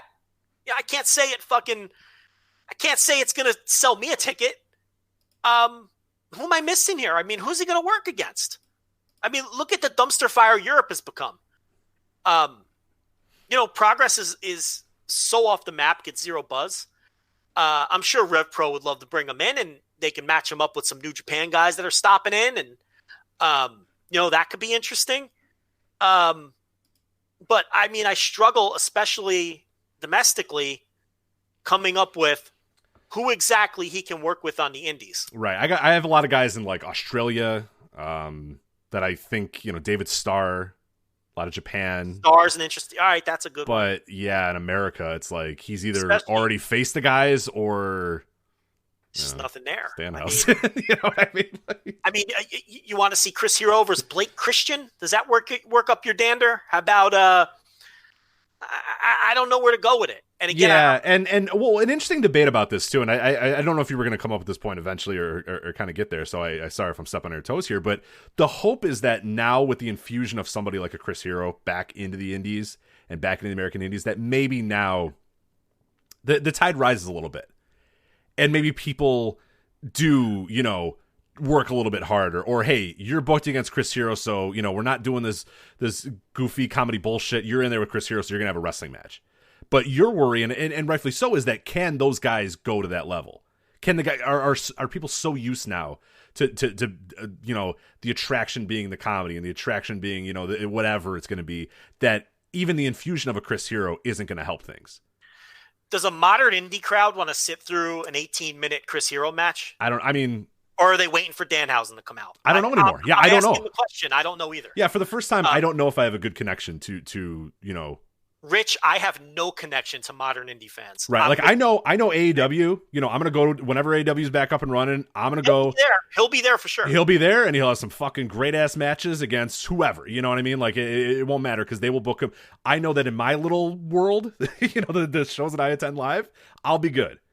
You can book Chris Hero against any man that they normally book, and things will be perfectly fine. And I'll get a great match, and the fans will love it, and I'll love it, and it'll be good. As far as other than that, even GCW, I heard a lot of people, oh, it's good that you can go to GCW. I agree, that'll be really cool, but you know, I just don't know. I have no idea. I have no connection. GCW anymore. Shows, listen, we applaud them for their success. Those aren't work rate shows. Right. That's not Chris Hero jumping into that world. The assumption is that Chris Hero dropping into that world then rises the tide of that world. And then those guys but are those guys really fit to be like, all right, cool, let's go. Let's have an 18-minute back and forth fucking G-Raver. Right. That's what I mean. But here's the thing, like, let me be clear. I want Chris Hero to do a long-scale indie tour. I want that to happen because I think it's good for the scene. And I think more than ever, the American indie scene could use this. And I also think he will elevate some people along the way. I don't know who. Maybe a Tony Deppen. Maybe, I don't think Dickinson needs it, but it can't hurt. Whoever in your backyard is a good worker who just hasn't been able to totally break through, I think he can elevate some of those people. I just can't identify who. And I think we need that, and I think that's good, and I want it to happen. What I don't want to happen is Chris Hero to sign with AEW and show up on AEW TV and just skip the indie portion of his return. Because I really think it'd be good for everyone for him to do that, including a lot of the talent. Now, are we going to have to sit through Chris Hero in some comedy matches? Are we going to have to sit through Chris Hero against some people beneath his talent level who just can't hang? Are we going to have to sit through Chris Hero versus fucking, I don't know, Jordan Grace and an intergender fucking... Yeah, we're going to have to deal with all that shit. But I think in the midst of all of that, he will elevate some people if he takes that. And I think he will take that route. I'm confident he's not going to just sign with Impact Wrestling and disappear.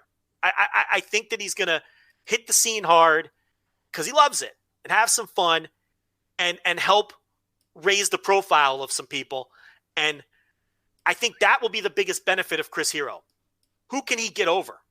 Who can he help get to the next level and help establish as a legitimate star on the indie scene, outside of the people who are doing shtick? Yeah, I'm with you. Yeah, I'm fascinated to see what he does. And I, knowing as much as I know about that guy, like as much as I know about, Chris Hero, I don't think I do think that at some point he might, yeah, like you said, go to an Impact, go to an AEW, go, do. I really don't think off the bat though. I really do. This guy, we said, he loves wrestling. I think he's going to do as much as he can as long as his body will let him do it. Yeah. And that might be calling everybody and saying, "Hey, I'm free, book me, and let's see what happens." Whether it be Japan, Europe, Australia, anything like that. I think he's that kind of guy. I agree. I mean, I think he probably has a Cody-like list of people he'd like to check off, because he pays attention. He knows who's out there. Oh yeah. Oh, he's well aware.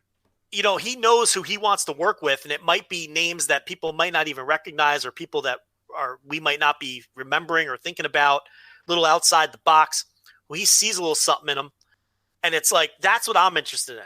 I'm not interested in Chris Hero does a zany tag team match with Alley Cat and Dan the Dad. I have zero use for that. And you're going to get a lot of that too. But, it's the promotions that are going to book him with the guys that just need a little boost in profile to get over the top, and a Chris Hero match could do that for him, particularly early in a run. The problem, though, is the timing. When are we going to get it back? And by then, is it going to be a situation where his name has cooled off? Or is it going to be opposite, where we haven't had indie wrestling in so long? And, oh, by the way, Chris Hero's on the show too. Right. I think it's going to be the latter. I think so too, yeah. But for me it is. I don't know about I can't speak for everybody else, but I know I'm fucking ready for it to come back and Chris Hero to be leading it. It sounds fucking great to me. Mance Warner, I guess, is a guy you could work with. Oh, that's that'd be cool. Again, though, these aren't like traditionally people who style. I mean, Mance Warner is a walk and brawl guy, and that's his. And I don't have a problem with that because that's his gimmick. But it's like, I'm not saying Chris Hero can't do that, but again, I'm struggling to find the perfect fit of where is the 23-year-old burgeoning super worker who can do a match with Chris Hero in AAW and then do it in fucking PWG and then do another match in New Jersey and then have another match down in Texas. Where's that guy? I'm struggling to identify that guy who can have a series of matches with Chris Hero and raise their profile and become a legitimate star on the scene before they inevitably get vacuumed up by one of the, because that's the problem too. People just, any semblance of a name or talent, and you're getting sucked up because there's so many places that are signing talent, which is what contributed to drying out the scene to begin with and opening the door for the comedy and the death match. So you have Chris Hero, who is a super worker, entering a scene dominated by comedy and deathmatch. Yeah. And it's just a weird fit. So I'm going through his cage match right now to look at his final kind of indie matches that he had, and just to give you an idea of how much this has changed and how much the scene has changed. Here are the names here, Joe. So this the last match, and I'm gonna kind of go down over the last month or so of his indie run or whatever. But his last indie match was January 28th, 2017. Zack Sabre Jr. The night prior, Keith Lee. Mm-hmm. His last AEW match, Pentagon Jr. Yeah. His last Beyond match, Keith Lee. Mm-hmm. His last Wrestle Circus match, ACH. He could do that again. He could run that back again, I guess. So, can he? Well, I don't know. Let's see here. Sami Callihan. Mm-hmm. Brian Cage. Matt Riddle. Tracy Williams, Katsura Shibata. Yeah, this is what we're talking about, man. Like, this is what we're talking about. Yeah, Tomohiro Ishii, Jordan Devlin. These are indie matches, people. Drew Gulak. This was the scene. Here's his Lineham tournament, his AEW Lineham tournament. Zack Sabre Jr., Matt Fitchett, Ali, Kongo Kong. And that's Mustafa Ali, right? Yes, Mustafa Ali, yeah. If you're wondering, yeah. WSW last match, Zack Sabre Jr. What happened to Kongo Kong? That's a great question. I asked somebody the other day, and I don't ask why I asked somebody the other day, but I asked somebody, and they were just like, yeah, I don't know. He just kind of, I don't know. He still kind of works, sort of, but he works like random shit in like Indiana and random shit in Texas. But like, that's a guy like 3 years ago he was on Impact. Yeah, right. I have no idea. Yeah. Yeah, I mean, Tony Nese, Phoenix. Jake something. I mean, I guess that's a name, Jake something. He could do that again. Honestly, that's one of the top guys around.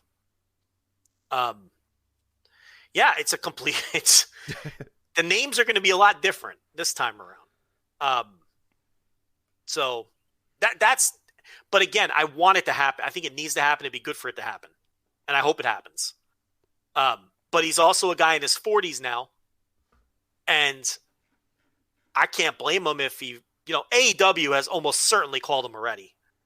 The only thing stopping that is that I don't know if he has any kind of weird heat with any of those guys that I'm not remembering. I don't think. Who would he have heat with? Yeah, I don't know, but you know how it is. It's wrestling. Yeah, who knows? Yeah. It's like, I don't know if. No, he had a match with Cody. Yeah, he had plenty of matches with Cody, so I'm sure he was on plenty of matches with, yeah. And he worked. Now, did he work a lot of PWG on that last indie run? Because that would tell you. I think so. Yeah. I just closed the window, but I remember some PWG matches for sure. So it's like that would be the Excalibur Bucks connection there.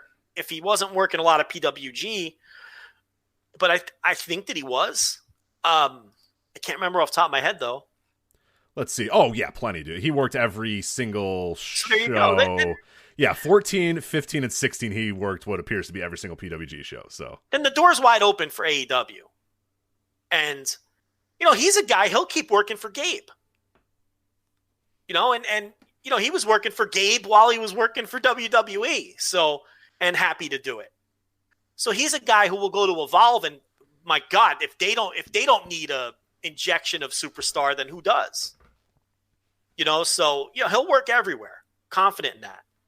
And there's some guys. Look, he could work with Josh Briggs in Evolve. I don't know if that works you up. The point here is you're going to have various opinions on all of these matches. Josh Briggs, who he worked already actually in Evolve. They had a long feud, so that's not even fresh. Josh Briggs, Tony Deppen, Chris Dickinson, Nick Gage. You go right down the line. Some others that we named. Your mileage may vary on all of them. The overall point, though, is not to disparage any of these names. It's if this were when Chris Hero was on the Indies last time, these would all be second or third tier names. But these are the frontline names now. And then when you go a little deeper, it gets real dire. And you're getting into people who may be talented, but if you're going to book Chris Hero, you're not booking him against, a third tier name on this scene. You wouldn't waste the booking on that. And it's just, I don't know. It's going to be interesting to see. And Europe is a mess. And, even Australia has kind of been picked clean in a lot of ways. With Slex being with ROH now and a lot of the, this wouldn't affect Chris Hero, but the Oceania women really got picked clean over the last 5 years or so. They're all here. Whether they're signed or they're working indies, the women's scene got just completely destroyed. My girl Avery is still over there. She needs to get signed, though. I'm signing Avery tomorrow if I'm running AEW. That's a different argument. But, Vink is over here now, and Shane Haste is still over here, and Slex is signed, and you can go right down the line. Australia low-key got kind of picked apart, too, over the last couple of years once people figured out what was going on over there. So, Robbie Eagles getting hooked up in New Japan, and, you go on and on. But, as far as, Chris Hero, I think the obvious destination, long-term destination is AEW. I think New Japan is wishful thinking, and I would love to see it, but they never seemed interested in him when they had a crack at him. Right. And we'll call a spade here again, is the way New Japan signs people and pushes people. I don't know that Chris Hero has the look or the body of the people. Like, I'm just calling it like it is, Well, it's we talk about it all the time. It's a matinee idol promotion. Everybody, I mean, with the exception of Tomohiro Ishii, everybody else is a good looking or cut or they have a certain look that they like, that they appreciate, man. So yeah. That's nothing against, I mean, I don't give a shit. I don't give two fucks what Chris Hero looks like, because he's Chris fucking Hero. I said, you go to a show with him and he comes out, and every time I'm with a fan that either doesn't, know too much or has never seen him before, they go, oh, geez, what is this guy? He's kind of fat. And I go, okay, well, just, and then he does a kip up and then a drop kick and then he fucking throws an elbow. And I'm like, yeah, who gives a shit? Nobody cares. It doesn't matter. But to that company, Well, how about the idea that their American expansion is much further along now? And he's, a strong. No, I agree. I mean, I would have no problem with it. I would sign him, but I'm saying I would temper my expectations on that. I mean, they've had chances at him before, and they've never really seemed to be too interested. In his prime, they could have had a shot at him, and he was working Noah. So yeah, that's what I mean. And even as recently as 2016 through 2017, I think he was right there. I mean, so if they haven't shown interest before, what would change their mind when he's 41, 42 years old? With that said, would it stun me if he showed up and worked and he was in a G1 block or something as a one-off? Or no, it wouldn't surprise me. And I would love to see it. There's just so many fresh matches there. I mean, that's where the fresh matches are, a place like that. AEW, I think he'd have a bunch of fresh matches. I mean, when has he ever wrestled someone like Lance Archer or Or when has he ever wrestled like Kenny Omega? Yeah, I don't know if he ever has. Hangman Page, or you go right down the line. He's got a ton of fresh stuff to do there. Someone in our chat actually had a good idea. I think it was Kyle Olson. I want to say had it in the chat, and it was Kyle Olson. Okay, that said it'd be really cool to have him get signed by AEW, but then they allow him to work the Indies, kind of as a talent scout type thing. Well, I mean, of course. I mean, there's a lot of guys in AEW who, like Colt Cabana, has a deal like that. Right. And it's like, they. So yeah, I could totally. Yeah, I think I'm not saying he will sign exclusively with AEW. Right, or even if they do sign him, allow him to kind of spread his wings. 'Cause I think this is a guy who would very easily get bored just doing. I think he's perfectly fine doing week to week, television wrestling or whatever. But I think he'd get itchy and want to say, hey, you know what? I'll go over to fucking New Zealand and work the show or whatever. And they'd be smart to say, you know what? Yeah, go ahead and let us know what you find. Okay, let's do it. Let's make this a game. Let's do an exercise. Oh, these are yes or no answers. I don't want to hear wishy-washy bullshit. I don't need explanations. I want yes or no. Ready? And I'm going to name a wrestler. Okay. You tell me whether AEW has called them. Okay? That's what we're doing. Got it. Chris Hero. Yes. They've made the call. Rusev. Yes. I agree. Matt Cardona, the former Zack Ryder. Maybe a text. Maybe a text. I think they've called him. I think last week when we talked about it, we forgot that he's real tight with Cody. That's true. And remember the rumors when his contract was coming up that Cody, he was gonna defect with Spears. Those were the two guys, Sean Spears and Zack Ryder. Remember all that? And then one left and one didn't. So I think we blew that last week when we talked about the cuts. So I'm gonna go yes on him. And I broke the rules of the game. I gave an explanation. That's fine. That's fair. That's fair. But you had to clarify your stance there, so that's fine. And I wanted to admit that we fucked up last week, which happens very rarely. So we're more than willing to actually admit it when we do fuck ups, because once or twice a year where we do get something wrong, we want to be transparent about it. So Deonna Purrazzo. No. Oh, sarcastic no.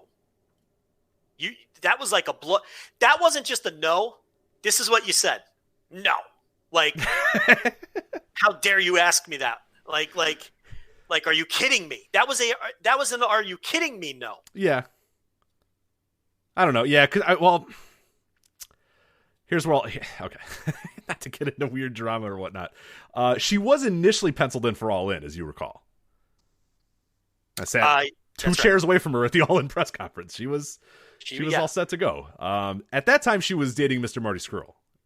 Yes, she was. I don't believe that's happening anymore, right? I don't believe they're a couple, no. They're not. I don't know whether or not that affects any future. I have no idea the relationship of Marty versus those guys versus her. I have no clue. You know what I mean? Yeah. It's wrestling, though, so who the fuck knows, man? I mean, I don't know anything about any of that. But they've got a women's division that, for the most part, does not exactly get rave reviews. No, they have Anna Jay. They're good now, man. Listen. I like the Anna Jay, Rich. I like it. I know. The first time I saw her, I said, that's a Joe Lanza. That's a Joe Lanza go right there. A brunette, a good-looking brunette. Is she a brunette? I believe so. She's blonde, isn't she? No, I'm talking about the same person? Yeah, no, she's not blonde. Maybe a dirty blonde? Dirty blonde? No, Penelope Ford's blonde. Just say dirty blonde. It covers all bases. It doesn't, though. It does. Dirty blonde. She's definitely a brunette. Yeah, she's a dirty blonde, right? Okay, fine. She got the dark hair. What does she got? Let me look this up now, because now I'm confused. It's sure okay. Yeah, okay. I'll give you dirty blonde if you want. She's a dirty blonde, right? I gotta pull it up too. Yeah, I don't know. She's a blonde. She's a blonde. That's not even a dirty blonde. That's a blonde. Okay. It's not a platinum blonde. Like, she's not, Buddy Landell, but she's not Boudreaux over here. That's the first blonde I thought of. Yeah. Like that. All the blondes in the world. I brought up Penelope Ford, who she wrestled. But yeah, okay. You could bring I go with a male Buddy wrestler. Landell if you want. Yeah, that's fine. I didn't even go with like Missy Hyatt or like, no, I went Buddy Landell with that one. Yes, Dirty Blonde. Okay, I will allow I will concede Dirty Blonde. That's fine. I got to take a W on that one. That's a Dirty Blonde. That's like textbook Dirty Blonde, man. Hey, you notice they dropped a Y off of her name? They did, yeah. Well, it was stupid. Why was it there anyway? It's kind of dumb, yeah. She's had less than 10 matches. That's pretty crazy. Yeah, like, she's pretty good for that. She's clearly green. I mean, make no mistake. I think people are going a little overboard on how good she is. She's good for someone who's had 10 matches. There's a difference. You know what I mean? Like, she's not good. There's little things where you can tell that she's got a long way to go. She did a backslide with, who'd she wrestle in her first match? It doesn't matter. I can't remember. Oh, it might have been Penelope Ford. They did who again is not exactly fucking, Toshiaki Kawada, but Buddy they Landell. It's not exactly Buddy Landell. But... No, well, definitely not. I mean, Buddy Landell was really fucking good. Yeah. They did a backslide. Now, she has massive potential. Don't get me wrong. No-brainer first wave signing was Penelope Ford. No question about it. They did a backslide spot, and like they didn't hook the arms. So the girl that was getting pinned was kind of just dangling in the air with her shoulders down. right. Like little things like that. And then the rope running and the strikes. But listen, I would have signed Anna Jay too, because she falls into that category with like Wardlow and Wardlaw, whatever his name is, and some of these other people where they're kind of cultivating their own. They're finding their own people without just plucking indie names. They're digging a little deeper. QT Marshall's students and things like that. And I think that's smart because there's something to be said. You need name talent and recognizable talent on TV, but that also can work against you sometimes, where if people are burnt out on certain talent, these are fresh faces. Nobody's burnt out on Wardlaw. Yeah. You know what I mean? So it's like, that's good that they're finding people like that. What were we doing? Oh, you're doing, yeah. Will AEW call these people? So Deonna Purrazzo, I put no, but that's where we left off. Yeah. Tino Sabatelli. I could see him getting a call. Yeah. Legit athlete, former NFL star. Kurt Hawkins. I would probably say maybe a text, but you're right that he probably does live a little bit more in the Zack Ryder thing. Where maybe we underrate how big of a connection he has to those guys. I think there's a use for people like that. I have a weird feeling about Zack Ryder. I think it's going to be hard because he's been treated like a jobber for a decade, and that's a hard stink to shake off. But I will say that those fans are more willing to overlook those things more than any other fans in the world. I think that AEW fans are more than willing to accept a new coat of paint and give you a chance. I do. It's then on you to perform to that level. But I think those fans are just willing to give anything a try that company gives them. Right, and I think he's an endearing loser too in that way. Like, where I do think a lot of that fan base understands that he was given, maybe not. He wasn't really given the right opportunities, or he wasn't really given. He made the most of the Z, trial, that sort of stuff. Where Long Island IZ, all that sort of bullshit or whatever. I think people understand that he did work his ass off and maybe didn't get all the love that he should get. I think maybe people. I do think the AEW fan base and by proxy, like a lot of people that listen to the show, are probably a little bit more endearing on Zack Ryder than your casual fan thinks he's a fucking loser and doesn't care about him. That's who you're going to have to work over. You know what I mean? Like your hardcore AEW fans, I think they understand Zack Ryder and they're cool with Zack Ryder. And they'd be fine if Zack Ryder came in and established himself as a player. It's the casuals I think you're going to have trouble with. I agree. I think he'd have a chance to get over. I do. But his own motivation levels would matter too. I saw one indie promoter talking about how he thinks Zack Ryder is going to be booked everywhere. Because we speculated maybe just the Northeastern promotions, your news and whatnot. I just don't see where he's a fit on, like, I don't know, just your standard issue, like a Black Label Pro show. I don't see where Zack Ryder's a fit. But I think he'd have a chance to get over in AEW. Kurt Hawkins, I think there's a place for guys like that. I wouldn't push him.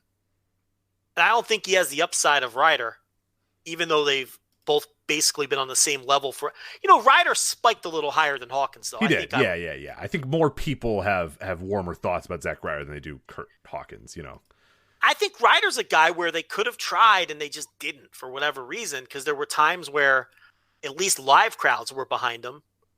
And that's always the start, and Hawkins never really had that. And Hawkins tried the indie thing and it just didn't work. I guess if Hawkins got booked everywhere, why wouldn't Ryder? Right. But I'm having trouble wrapping my head around PWG main eventer Zack Ryder. And I don't know. It just doesn't seem like a fit to me. But I could be It's off. a new world, man. Yeah, I don't know. Like you said, we have no connection anymore to what the fuck is going on with the indies, so it could work. I mean, yeah. I just feel like he'd be a guy who'd have a really high price tag and would be just restricted to those kinds of shows. I don't know if he's the kind of guy motivated by building up cachet with hardcore smart type fans. Right, proving that he was underused or underutilized or whatever, and that, yeah, I don't know. Because him and Hawkins just grew up WWE fans, right. They were just, wrestling fans, and that's what they wanted to do, and they made it, and they didn't really have like long runs on the indies. They both worked basically the promotion they trained in, and that was it, that New York wrestling connection. Where Tony Nese came from, and you can name a million guys. I mean, that's an underrated promotion in terms of churning out talent, but it's like they worked there for a while, and some, other smaller promotions in that Long Island, New York area, and then got signed relatively quickly. They didn't work all over the country. They weren't indie names. So it's like, I don't know if they have any desire for that or any, like, they don't have like a history with it, which always helps. So I have a hard time getting a feel for them, but I think Cody absolutely called him, and I think if the circumstances were normal, he'd be doing the convention circuit and taking bookings right now, and then would ultimately end up in AEW. Where we're at now, who knows what's going to happen? I'll give you one more name because I want to transition it into a next mini topic before we finish up the show. Yeah. Drake Maverick. Yeah, for sure. Okay. Did you watch NXT? I've seen bits and pieces of it. I have not watched the full show. It's so weird. It's so weird. I don't know what to think about any of this. So, you know what I'm getting at. Yeah, right, yeah. So they played basically the video that he tweeted out of him being emotionally broken from getting released. It's now a storyline. Yeah, I can't decide if I think that's cool or fucking the worst thing I've ever seen in my life. Well, I can't decide whether it's all a work from the start. Right. I don't know what to think about any of this. Like, it's either the really cool story, a really crass story, somewhere in between. I have no fucking clue. Rich, I'm just going to say this.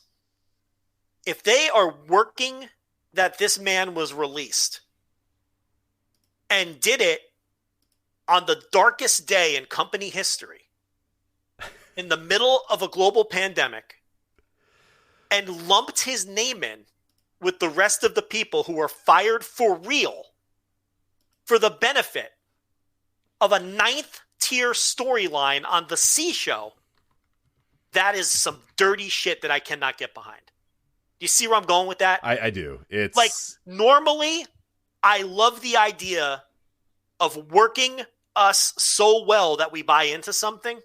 I'm normally all on board with that. These circumstances make it a little different.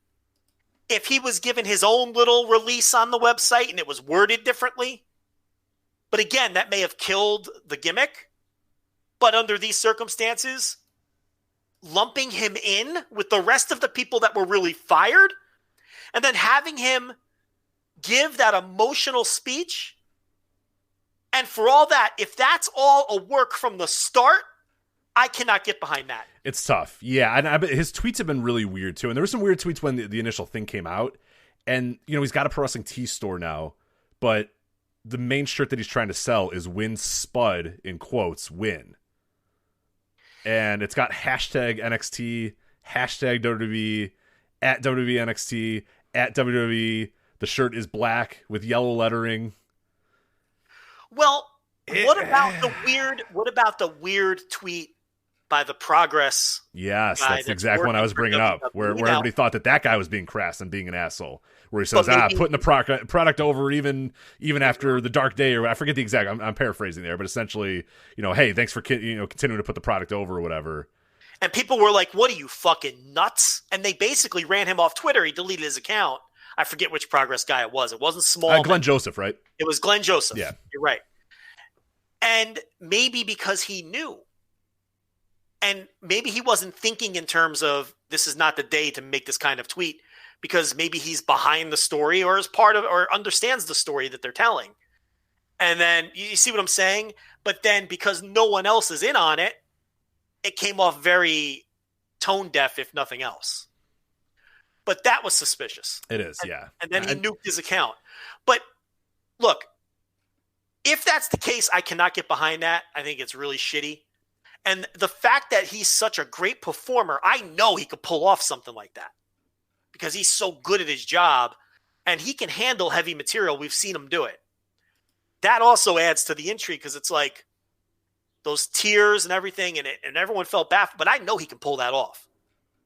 This is a man who pissed on live television when the device didn't work.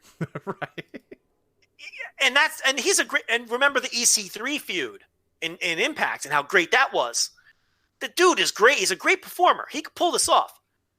But that I can't deal with. Now, if it was heartfelt and it was real and he is really fired and he did ask to finish up and he pitched the idea of, okay, make this my outgoing storyline so we can give this thing a little juice, I don't have a problem with that. Where would you stand in that case? Yeah, I wouldn't care. Yeah, and that's where I say like this nuance here is weird because it's either like a really fucking great story where he's like, look, this is my dream job.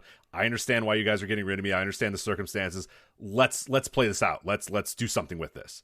Because then we're talking. This is okay. This is CM Punk. This is Summer of Punk. This is that sort of stuff, which I'm totally cool with. If you're like, hey, let's, if this guy is making this choice of, look, I know you're going to release me, whatever, but let's have one last good story. Let's go out with a bang. Let me have this thing. We can really kind of play it up and all that sort of stuff. I'm fine with that as long as this guy is sort of, as long as it's not totally, because then you're just playing with people's emotions in a wrestling sense, whereas like you're talking about, or if they're working this, then you're playing with the emotions not only of wrestling fans, but you're also playing the emotions of like other people now that have lost their jobs or whatnot. And I'm sorry, I have a problem with fake firing someone. Right, that's fucking terrible. Yeah, it's gross. In a release where you're really firing people, right? Exactly. His name is next to people who really got fired. That's where I have a problem with it. It's like that to me is crossing a line. That's going to, in the circumstances we're in. I might not even have a problem with that if we weren't in the situation we're in as a fucking. No, it's completely crass now, given what's going on. Yes, that's all I'm saying. It's like I can't defend it. If this was done in a random month and no other firings were happening, and all of a sudden a press release comes out that WWE has agreed to, the release of Drake Maverick, we wish him best in his future endeavors, and he was the only one released, and it's all work. That's one thing. Yeah, and then it was done in such a slick way that they were able to work. That'd be great. I thought that'd be cool as hell. Yeah, it'd be a good story. But right now I'm a little weird with it. But again, we don't know that that's the case. I think it very well could be. There's some evidence pointing in that direction, or it could just be fuck it. This video got over. He could just be a worker, and he's like, well, in the sense that the video is real, the emotion's real, but he's a worker, and he figures, well, fuck it, it got over, so let's use it. That's total pro wrestler thinking right there. Total old school pro wrestler thinking. Right. That I could see him doing and pitching. Yeah, we can make money with this. We could draw with this. They're just classic, as you mentioned at the top of the show, slimy, weird pro wrestling, but it's pro wrestling. Slimy, weird pro wrestling. And not just from the perspective of, hey, you guys can draw with this, which is, I'm sure, how he pitched it to them. Okay, this can give this tournament a little juice because this video got over. But also from his perspective, this has me... This helps me be hot on the way out. Instead of just limping out after 3 losses in this dopey tournament, now people are paying attention to me in this tournament. So, I'm leaving the company with the highest profile possible. With also in the back of your mind, man, maybe they'll hire me back if this is great, if they think this, what I mean? If they think this is a hot story. So I can totally see why he would want to leverage his real misfortune and his real emotions into something interesting. Because no one's talking about the Tony Nese run in his tournament, but they're talking about Drake Maverick. Right. Yeah, he's the talk of the tournament right now. Absolutely. Him and Phantasmo coming back. So it's like, anyway, I thought that was a weird one, but we'll have to see how it plays out. But yeah, if he's legitimately fired, he's a guy that I call immediately. I mean, even if it's not as he is so good at everything he does. I mean, that's a super talented guy. But let's do this Impact Rebellion. Let's do it. Yeah, we got about half an hour left in the show. We got a hard out here at 7, so I don't know about 2AW, but we'll see. I guess Impact wasn't much. We could probably fit some 2AW. Yeah, we'll here. get to both of them. 15 minutes each. No Impact problem. Wrestling Rebellion 2020, Night 1 and Night 2. It did kind of suck because I actually did a random, for whatever fucking reason, a random catch-up of Impact over the last month or so to kind of get ready for the show, and it is pretty funny watching. I watched the TNA special that Impact did, and the entire show is plugging the Impact No Place Like Home pay-per-view that just got wiped out. So the entire time, you have Scott D'Amore saying, "Oh my God, everything's gonna be, it's gonna be such a great show here at the Impact. There's no place like home." And then at the bottom, there's just a giant thing that's event no longer happening. Don't buy this event. Don't call your cable company. It's just so funny to watch the stuff that was taped, months in advance be completely nuked. But they were able to do this. The empty arena 2-night special, normally a pay-per-view. This is now a special on Access. So this week's TV was Night 1. Next week's TV will be Night 2. Next week's has, we'll I guess we'll kind of talk about it, but we'll have an Impact World Title match, presumably. Tessa Blanchard is the champion, but she is in Mexico. Can't get out of Mexico. Can't come to the country. Eddie Edwards doesn't want to go to the shows. Edwards is not going. He gave the little promo here on this show. It was taped, right? Unless that's it was, yeah. I believe it was taped. That he's worrying about his family first and foremost, so he will not be there. And Michael Elgin is there, so I don't know what's going to happen on Night 2, but I'm kind of interested to see what they do, what happens with it. So this is Impact Rebellion Night 1 again. Too big for just one night. I love that Madison Rayne line. You gotta love it. Come on, that's funny. So it's Madison Rayne and Josh Matthews on the call. What do you think of these two quickly? Because we don't have a ton of time. But yeah, I didn't mind it actually. I thought it was kind of good. Yeah, I like her knowing that she's married to a fucking moron or whatever, dating a fucking moron. I forget if they're married or dating. But yeah, Josh says stuff. She just kind of says, "You're an idiot." Rolls her eyes.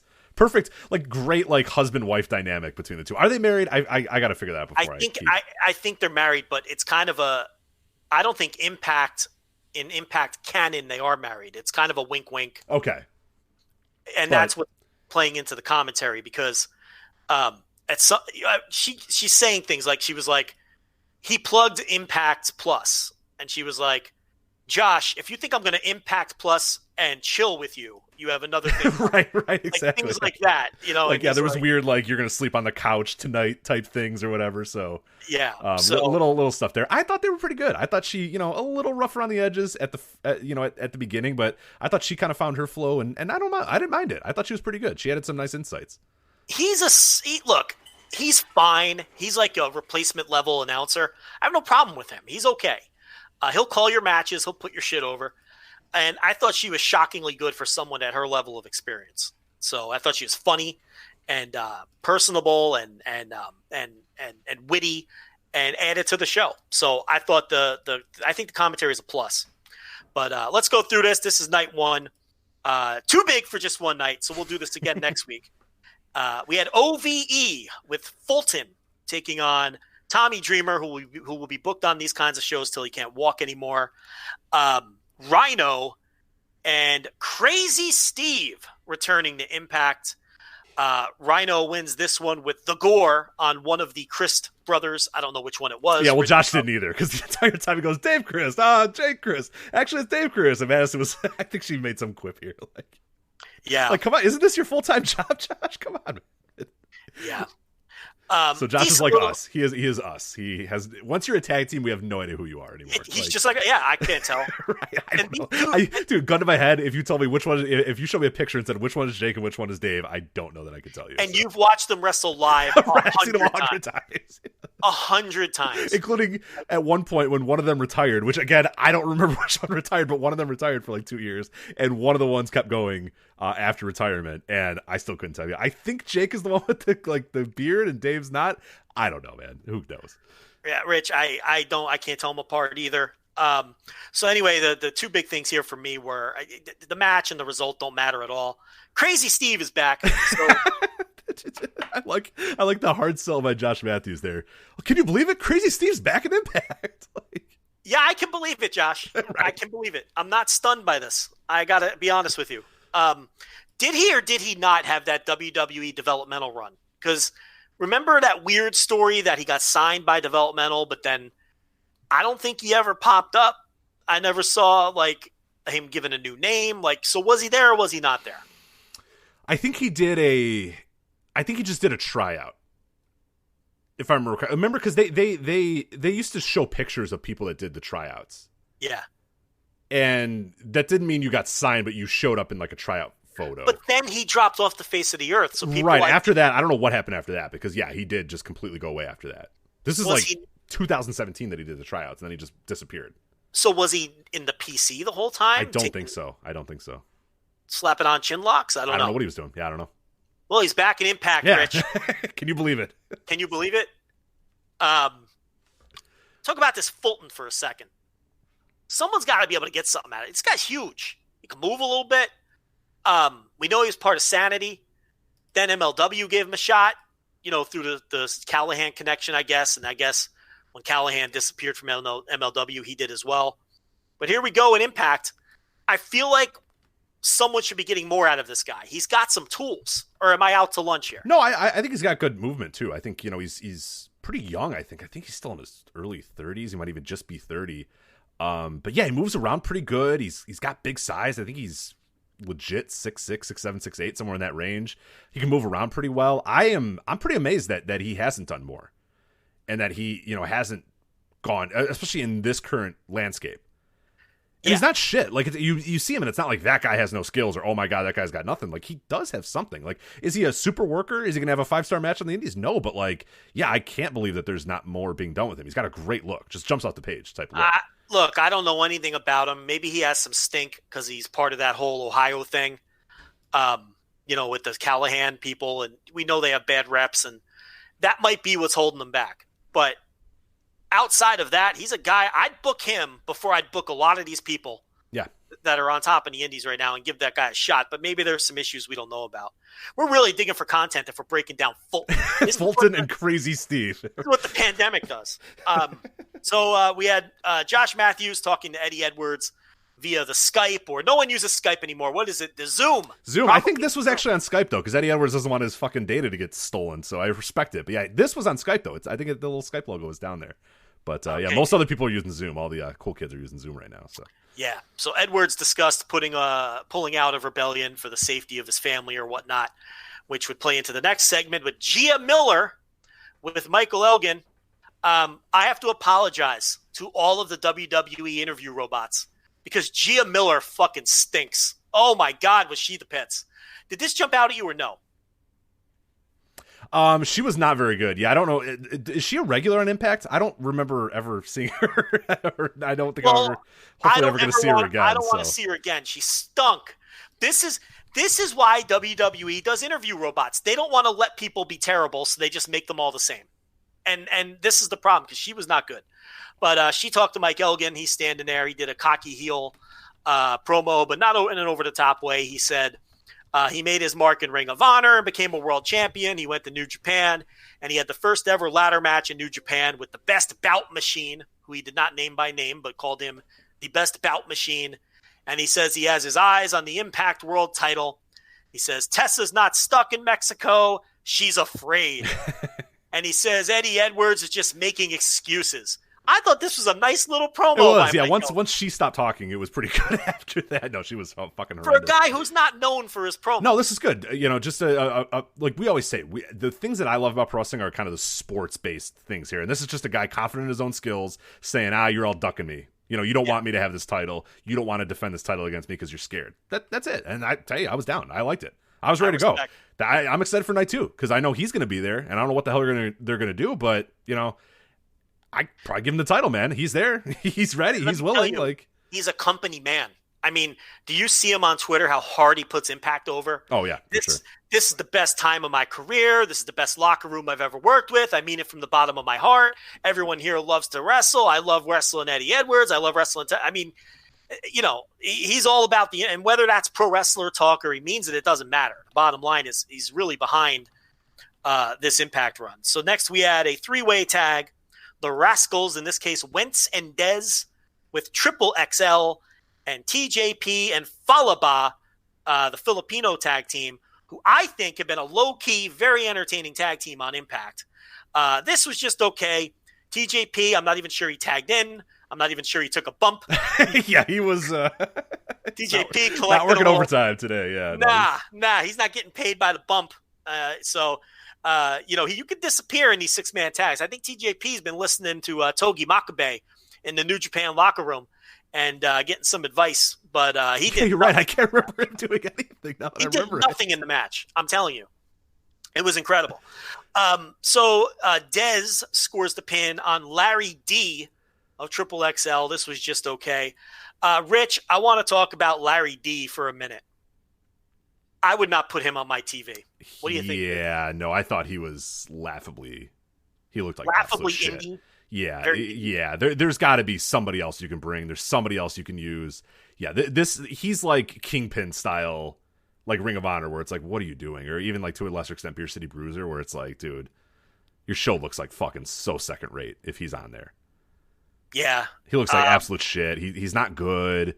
It's not like Ace Romero who pulls it off and that's part of his gimmick. This was just sloppy, overweight indie dude. Like, yeah, it's pure indie. Ace Romero, no problem with him. Falaba, no problem with him. So this is not like a fat phobic thing. Yeah, no, not at all. Those guys are like credible pro wrestlers and they bring something to the table. This is a dude that you would see on a really low level indie show. That's how he comes across. Yeah, like the very like one row of folding chairs in a high school gym type of guy. You know, your buddy wrestles for that company. Your buddy trained, to wrestle in that company, and you're going there to support him type guy. Yeah, I'm sure he's a nice guy. It didn't work for me. The advantages of doing the show live, we come to find out that Gia Miller is Ace Austin's girlfriend. Yes, yeah. So very likely because of the situation. She was just there, and they said, "Hi, you're hot. Go over there."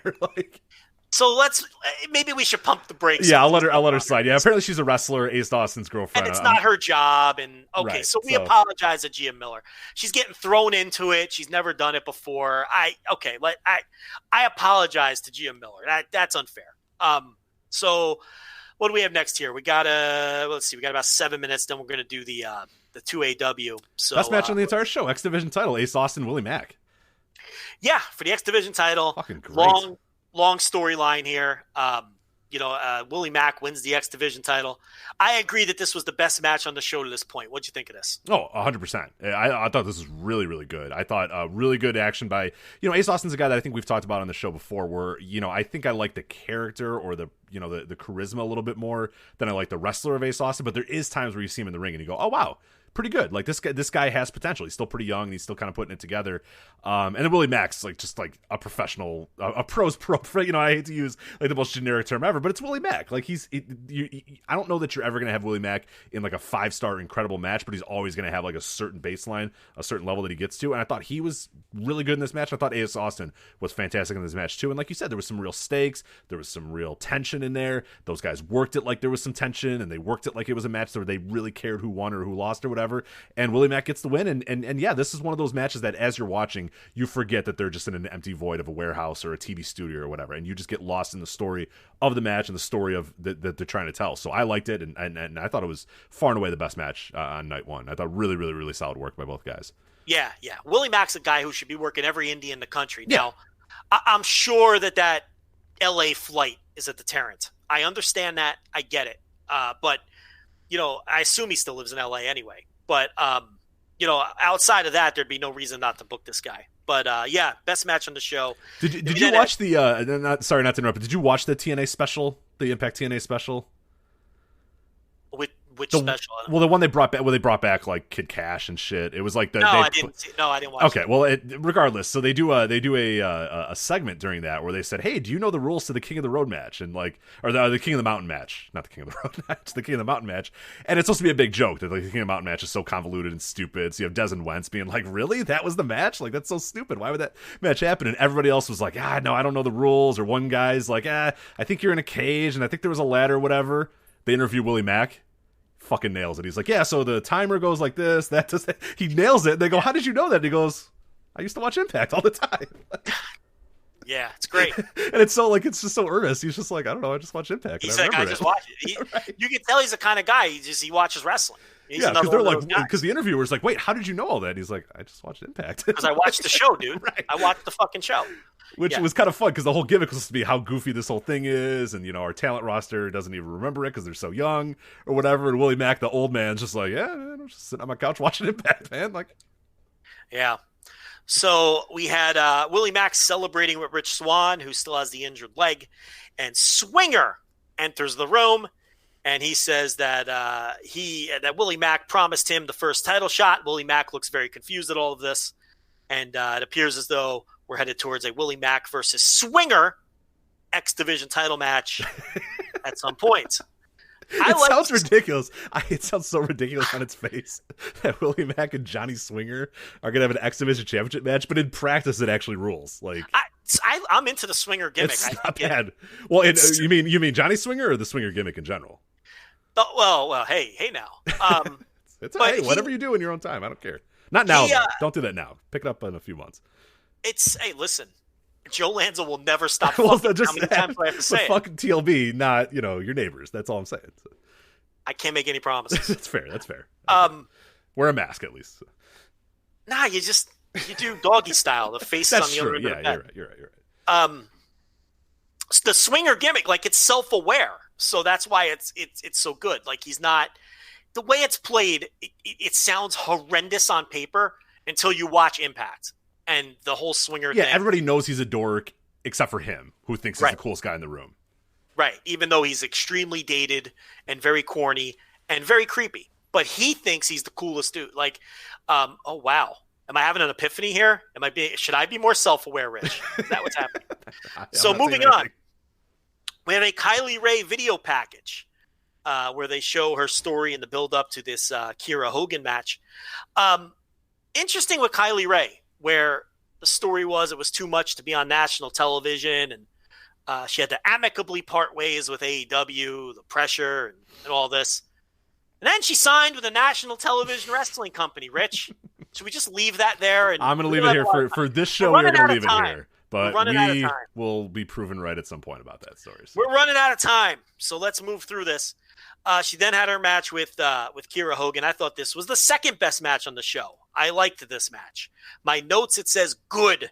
So it was a good match. That means, I don't know, 3 stars or something. What'd you think? I was right the same as you. Like, I didn't think it was an incredible match. I didn't think it was a match that you need to go out of your way to see. But if you want to watch 2 hours of wrestling, you're not going to go wrong, with this match being on there. I wouldn't skip this one. I would, talk about the main event where you might be able to skip that one. But no, I thought it was pretty well, good work. Kiera Hogan being kind of the bigger of the two, kind of had the big power moves throughout, and Kylie Ray kind of being the fiery underdog, the fiery babyface. I like the story and I like the match. Yeah, I thought, again, not a match that like you're going to remember in 8 months or whatever, match of the year type deal, anywhere near that. But yeah, a solid enough match. I'd say about 3 stars, 3.25, right around there.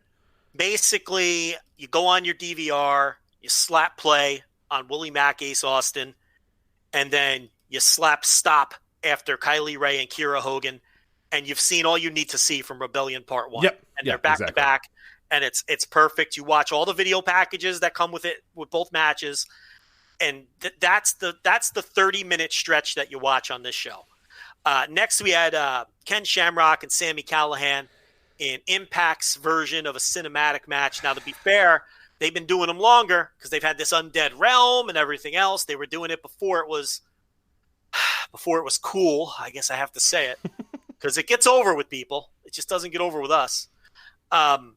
Look, it was horrendous. It was Ken Shamrock at 60 years old, who in tremendous shape, by the way. I shouldn't really bring up his age because it doesn't – I mean, does he look like he's 30? No. But does he look like he's 60? Absolutely not.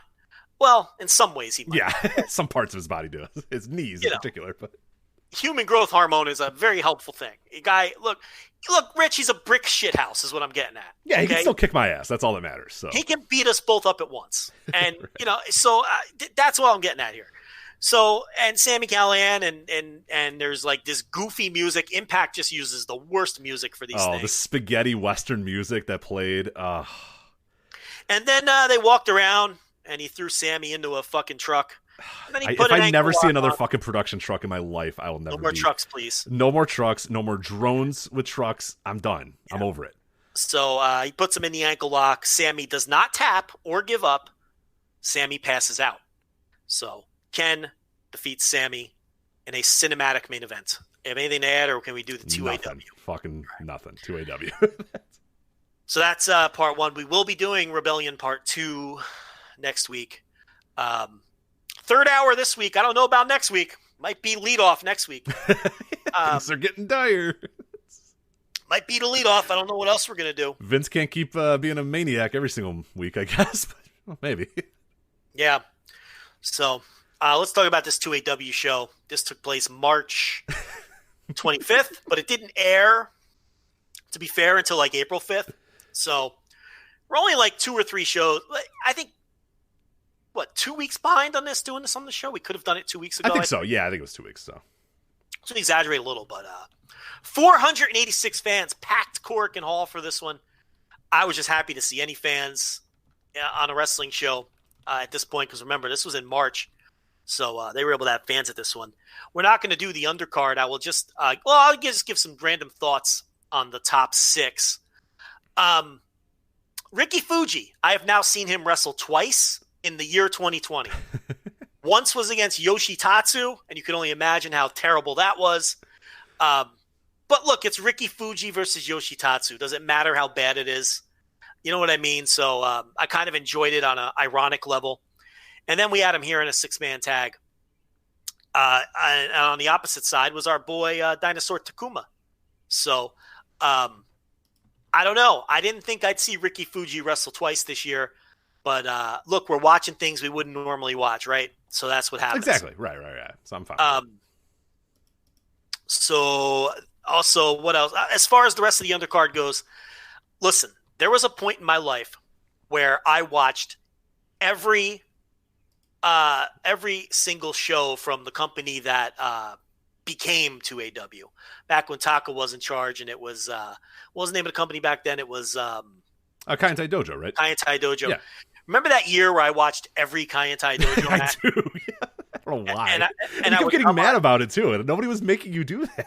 Yeah, I'd come on the show and complain about the shitty Kaientai Dojo shows that I was watching.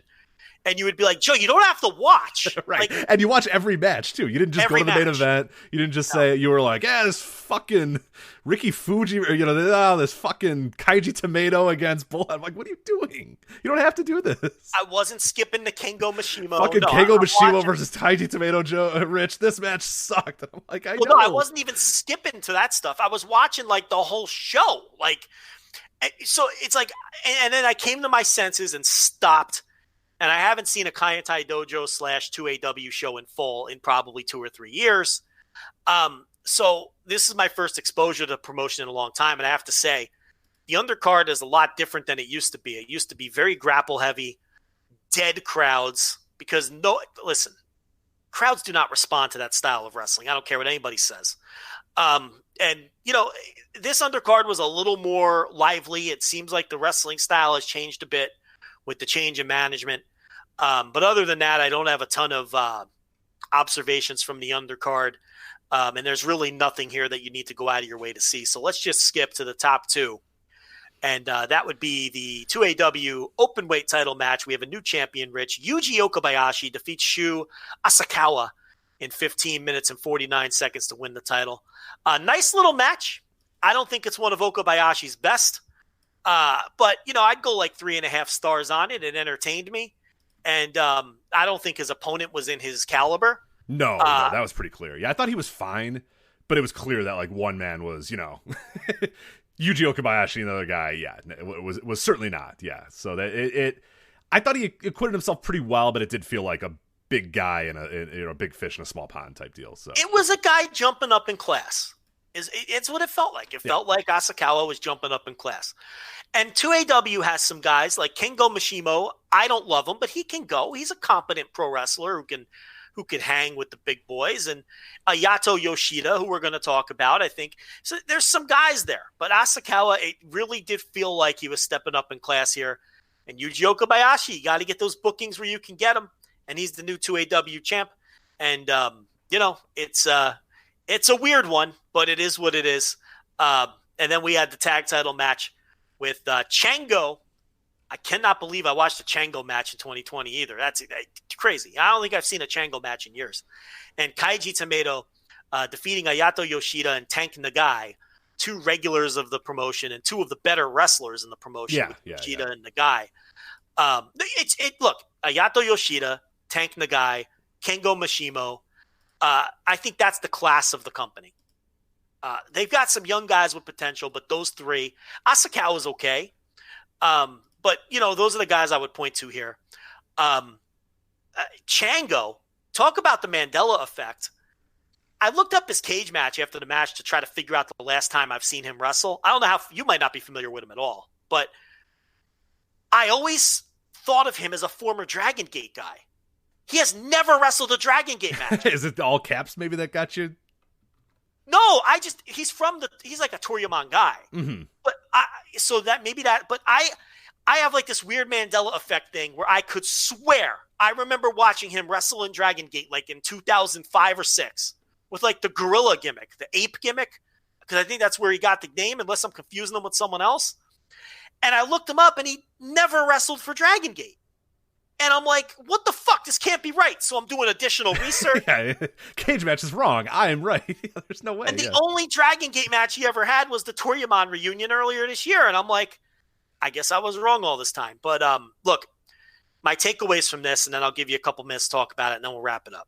Ayato Yoshida is so far and away the best wrestler in this company. He was so good. And it's like, it's not just his wrestling, which is on par with anyone. He could wrestle anywhere in the world. We saw him in New Japan, and he hung fine. But it's his presence. He looks like a star. Yeah, he walks like a star. A star. Yeah, for sure. He's projecting more and more like a star now. I think working New Japan and All Japan has really helped him in that regard. And when you put him in his home promotion like this, it's just a different level of pro wrestler that you feel like you're watching in comparison to everybody else. And everyone else in this match is pretty good. I like Tank Nagai. I think he's a quality pro wrestler. I thought this match was really good overall. I was kind of surprised. I thought it was better than the main event. Yeah, for sure. Because I was kind of surprised seeing some of the names. And I like Kaiji Tomato's, fun. Like, I don't know if I think he's like a tremendous pro wrestler, but he's a fun pro wrestler. I enjoy him. And Chango, I've seen a few times, and he kind of looks like indie trash. You know what I mean? Where I'm kind of like, whatever. We'll see here. But I was shocked that this was as good as it was. This was great. People, I think a lot of people maybe just skipped right to the main event and went over this tag title match. Do not do that. This was tremendous, this match. Cool story, too, with it. Yeah, real good story. Yeah, and Kaiji Tomato, who, look, his gimmick annoys me because, look, I don't need you to be Stan Hansen. I don't need you to be Steve Dr. Death Williams with the white robe with the red flames. I don't need you to be fucking Lance Archer. But if you're a pro wrestler, I do need you to at least convey some toughness. And I struggle with Kaiji Tomato. He's got that dumb smile on his face. He's waving pom-poms and doing his little dance. Yeah, it's tough to get into, for sure. And all I can think about when I watch him wrestle is, what would Stan Hansen do to this man? Take his fucking head off. Yeah. What would Bruiser Brody do to this man? What would One Man Gang do? What would whoever? Fucking Dick Slater. Name any. Like, and again, I don't need you to be the toughest guy at the end of the bar, spit and chaw, and slapping around your old lady. I don't need that. But what I do need is you to convey some level of toughness. And if you're not going to convey toughness, you need to convince me that you're beyond skilled in the arts of pro wrestling. And it's the same problem I have with the AEW former world. What's her name? Help me out. I can't believe. We're talking about. Oh man, why am I blanking on it too?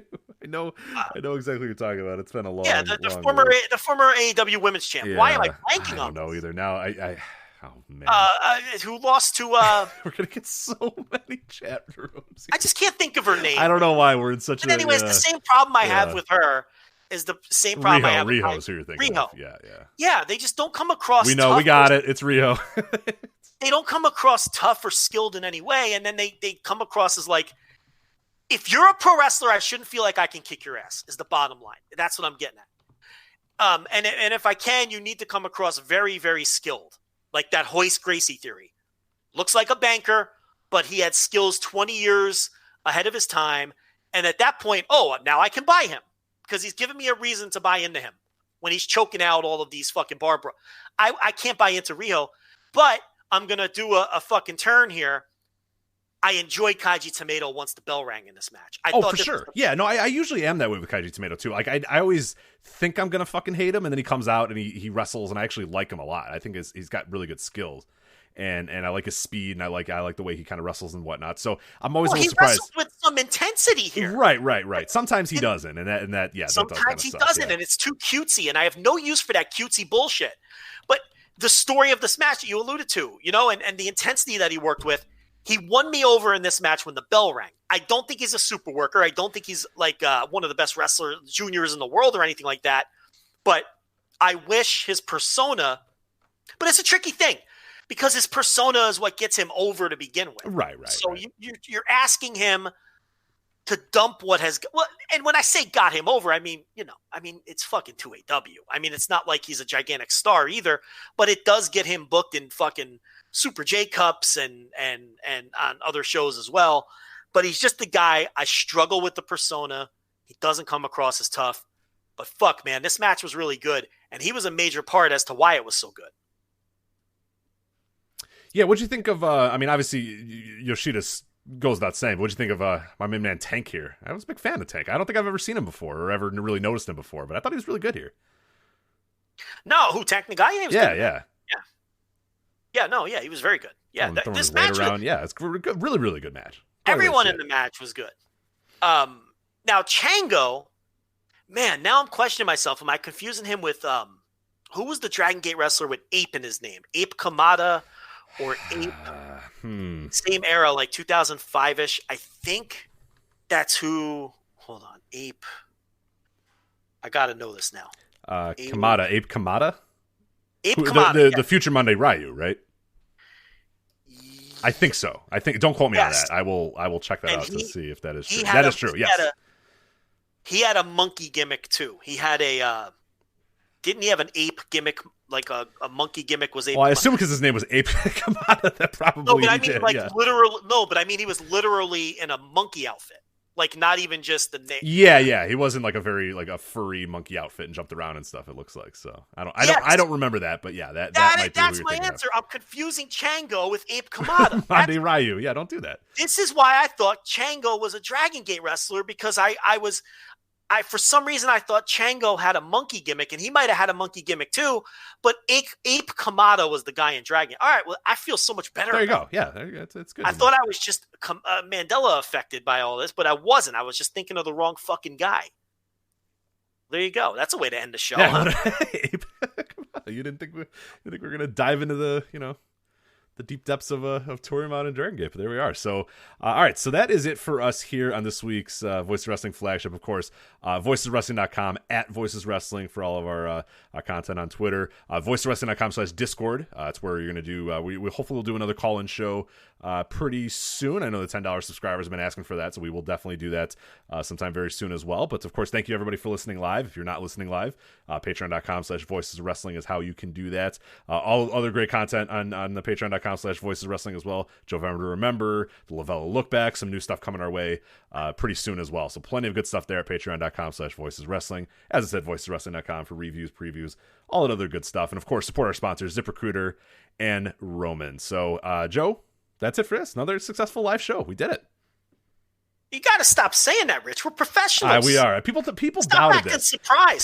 People doubted the call-in show, and it was great. And people doubted that we could do live, and it's great. So I don't know why people doubt us anymore. Stop doubting us. They better stop doubting the call-ins because we're going to run out of shit pretty soon. And we're going to have to do those. Yeah, we want to do the call-ins, but we want to at least scrape every little bit of pro wrestling that we can before we do the call-ins. So it's coming. We know it's coming, but we got to at least scrape every show that either had fans or could have had fans or was wrestled in a ring, because May and June looking too hot in Japan. This is why I said at the top, this is why you save the Noah. You save the Wrestle one. Right. We're going to need the content, so we'll space it out. Got Impact next week. And look, I will not do Raw and SmackDown. It's not going to happen.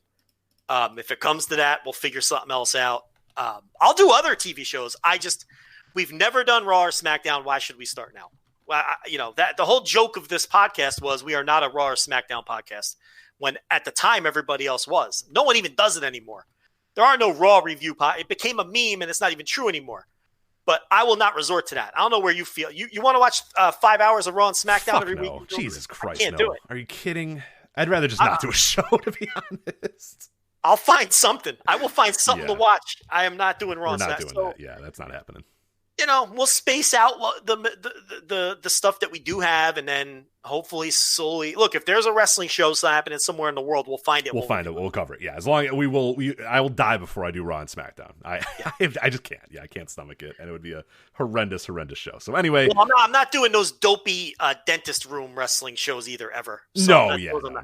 I'm not doing fucking I can't think of anything today. I'm not doing Gato Move. No shot. There's the Choco Pro or whatever that's going on too. Yeah, this new one, this Choco Pro. No shot. I'm never doing that either. So that gets thrown in the Raw SmackDown category of, seriously, I'd rather get coughed on by a COVID patient. I'm not doing it. I'd rather sit in a hospital bed. So. Yeah. Anyway, that's it for us here. For Joe Lanza, I'm Rich Grace. See you guys next time on the Voice Wrestling Flagship Podcast. Take care.